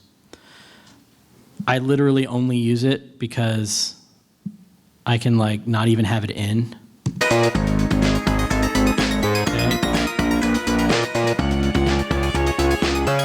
So that's without it. You hear the subtle character it gives? I don't know, that's one of my things I do on everything. You can copy it if you want, or don't, I don't care. But for some reason, all I'm doing is using the sound. I'm not even twiddling the knobs. It's literally, it's on, but it's not doing anything other than being in the signal chain. The other way to do this would be to use a harmonic enhancer, like a tube plugin that just adds harmonics to things. This adds a lot of odd harmonics, which is brightness and harshness, and it sort of makes it a little bit more exciting because high frequencies mean aggression, and in this action scene, it makes it feel a little bit more exciting, okay? And these are things that you can do. I know that this sounds like a Nintendo thing, right? But I know the composer just went in, used the synthesizer, and just used square waves and triangle waves, which is synthesized audio, to make something that sounds like it, right? So we've done that. This has also made it louder. And unfortunately on this plugin, there's no way to make it softer. See how there's no output? Actually there's one here now. This never used to be here. So what we can do is we can listen to it.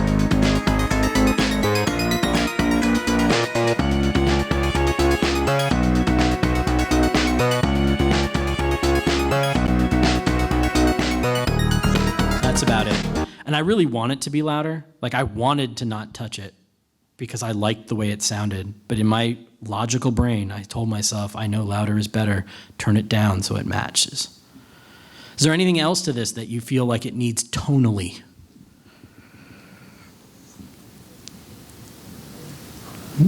Anything? You guys are like, no, this is fine.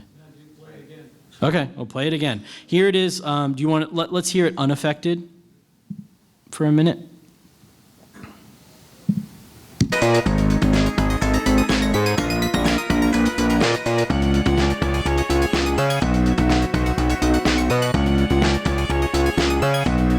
This is affected.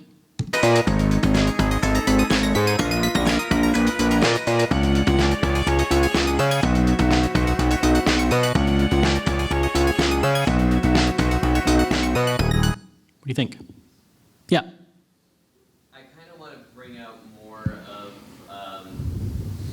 the actual melody that's happening. I feel like this might be a mixing thing more than that. Oh, you feel like the arpeggiation is a little on the aggressive side. Well, the arpeggiation, I like that it has a really wide, it gets really quiet and then it gets fairly loud, and I like that. Mm-hmm. But I feel like between that and just how punchy the bass is, the actual melody that's happening is getting a little bit lost. Oh, okay. So you mean the do do do do do, that part? Yeah. Okay. So let's see what we can do with that. One of the ways that we can do is we can try with EQ and see whether we can affect that area. Let's see whether that works. Let's see. That sounds like that's where it is, ish. By the way, EQs were actually invented to do this. They were there to remix things. I'm going to actually delete this because we already have one sitting right up here.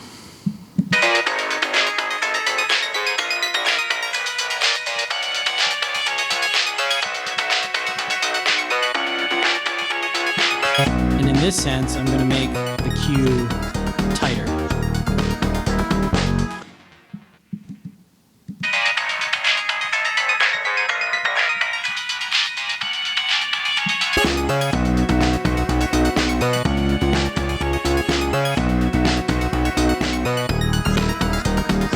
So we're not getting it, right? We're not being able to really pick it out. It's actually emphasizing a lot of the things that we're not looking for. So this might be something that we would need to go back and remix this, because I'm noticing that I'm having to push this even harder to try to find it, right? And as I made it louder, all I did was increase some of the things that I didn't want to increase.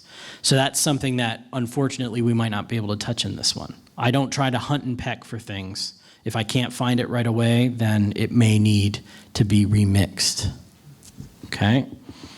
But that's a very good comment that you can't really hear it. Yes? Is there a way that you can peak that and not make it like a mouse? Oh, make it even more. Yeah, I mean, you would just increase the Q.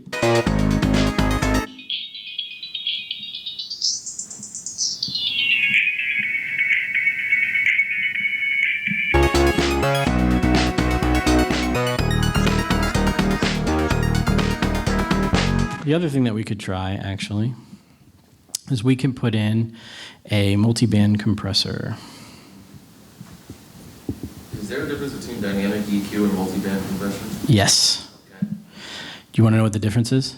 Okay, so the difference between multi-band compression and dynamic EQ, that was the question. So dynamic equalization is when a equalizer is affecting the tone of something, and it takes into account the dynamics of that frequency range. So what you're doing is you're saying, look, do this, make this louder until it gets too loud, and then stop making it louder.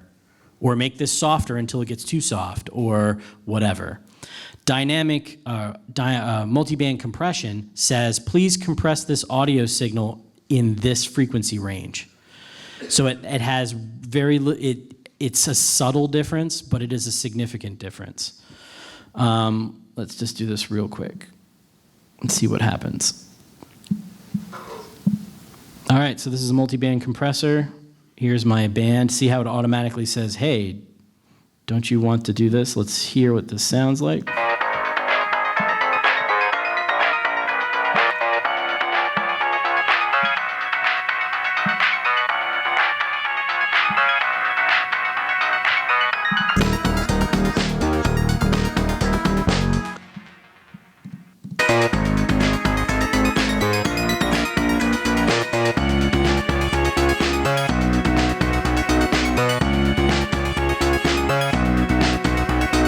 That's a little better. A little better. It's subtle. Let's hear the difference between the two.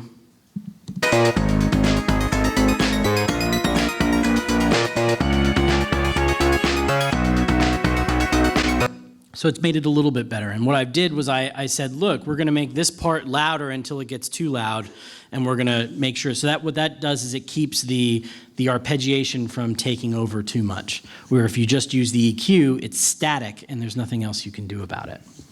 Yes? So, if you find something wrong that you can't fix at this stage, Uh-huh. what all does it entail to remix it? You have to go back to your projects to individual tracks and raise or lower the volume of the track? Or... Mm-hmm. So what she asked was, what happens when we get to the point where we can't fix it mastering-wise, if there's something wrong? At that point, I send it back to the producer, and I say, okay, do it again. This is my comments, because I can't fix it. If you're doing it on your own, if you're at this stage and there's something that you've noticed is not right, just go back to your project and fix it. Some of the things that we do as a mastering engineer is you do something like, it's called stem mastering, and that's where you get all the drums, and you get all the guitars, and all the vocals. Like this, I might get individual pieces. And that allows me to then master each individual piece and then blend them together myself. So it's almost like a sub-mixing stage to some extent. It's also nice because you can make things louder that way by changing dynamics of individual groups of instruments. It's also nice because people tend to master things for different stuff. Like if you wrote a hip-hop tune, but the beat is really good, maybe Delta Airlines wants your beat. And so having that mastered beat that they can then put on their commercials is another aspect for you to make money, as opposed to just having that solid vocal. But now that we've done this, let's listen to let's see what's happened. Now we can't measure it using this measuring trick. If I hit Analyze Selected Items, it's the same thing. And that's because we have plugins that have affected it. So what do we have to do? This is another cool thing about Reaper, is we're going to add a, let's see if I can find it here, a loudness measurer. This is called the Ulean loudness measuring tool. Okay? It's free, pretty much free. The guy is fantastic, love him to death. Pick it up, okay? If you're doing this. Now watch what I can do. I just put this at the end. It doesn't affect anything, okay? I am going to render. The thing about Reaper is that it renders through the plugins in real time. All right? So all I'm going to do, master mix entire project, and I'm going to render the file, and watch what happens. Watch the plugin. Look what happened. So basically it measured it for us, and because it's doing it offline, we don't have to wait 10 years for this to happen. So it's at -20. So we've actually gone up 3 decibels from where we were. Okay, one of the other things that we can now do is I could pull it down, but I did notice that we have this multi-band compressor here. What if we found this part?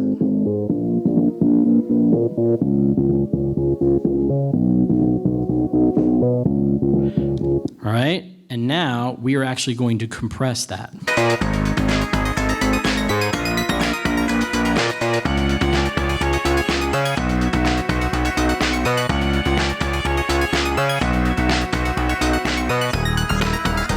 Do you hear how all of a sudden we're taking out some of that low end, which was what was competing with the melody? And so now, this is without it. With it. Okay, so maybe I've gone a little too far.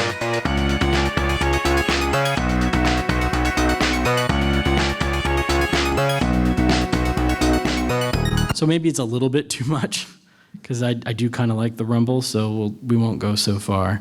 By the way, 3 dB is the smallest amount a human perceives as a difference. Okay? Some people, I mean, if you're actually listening, you can hear a 0.5 dB, but the normal person listening, if you change something by 3 decibels, they will notice a change. So whenever I'm making vast changes in things, I'm always going I'm going 3 dB at a time, because I know I'm going to hear a difference, right? And then if I need to make it more subtle, I can. So I'm bringing this back up to 3 dB. Let's see what this happens.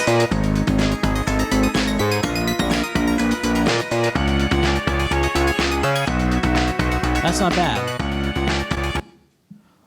What do you guys think? Did it take too much of the character out?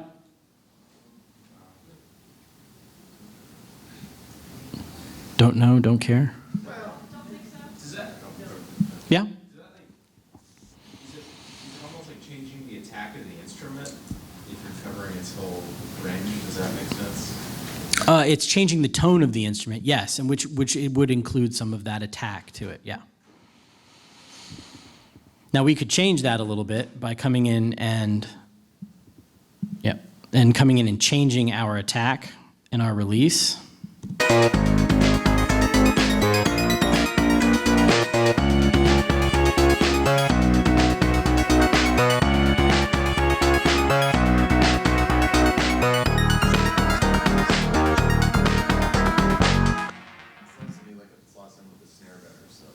Yeah, it feels like, I think it feels a little bit better, and it's less boomy, right? So, and again, but we've now changed our volume. Let's see what happened again. So I will render it again. And I'm going to overwrite it. Okay, and it got a little softer, but not soft enough.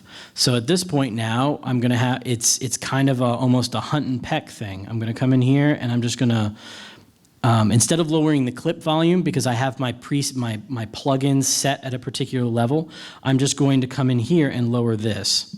And in Reaper, you can just right-click, and I'm going to say, okay, we're going to lower it 3 dB. And let's see what this does.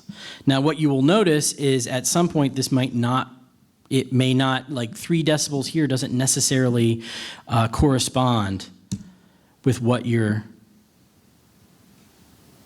See, I lowered it, but nothing happened. Isn't that interesting? Now that's because this is in the wrong place. So that plugin is in this chain. So let's remove it, and we're going to put it in the master bus, so we're actually hearing what's going on. And we'll render it again.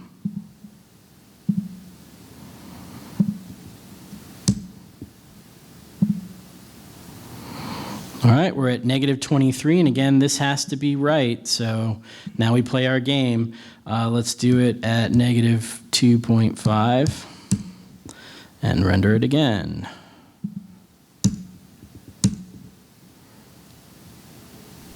And it's close, but it has to be right on.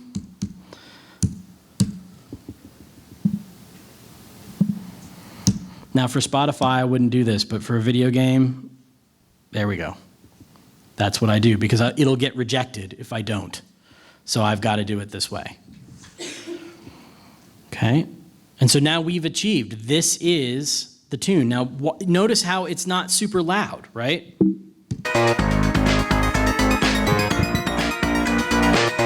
I can turn it up. That's the thing to get through when you're mastering for different mediums. You control the volume knob. Your client controls the volume knob. Your job is to present a consistent product so that one can control the volume knob, right? So don't sit here and go, well, I don't like it at -23 because it's not loud enough. Well, then turn your volume up, okay, if you really want it to be louder, because it doesn't matter. You have to deliver to your client at -23. Yes?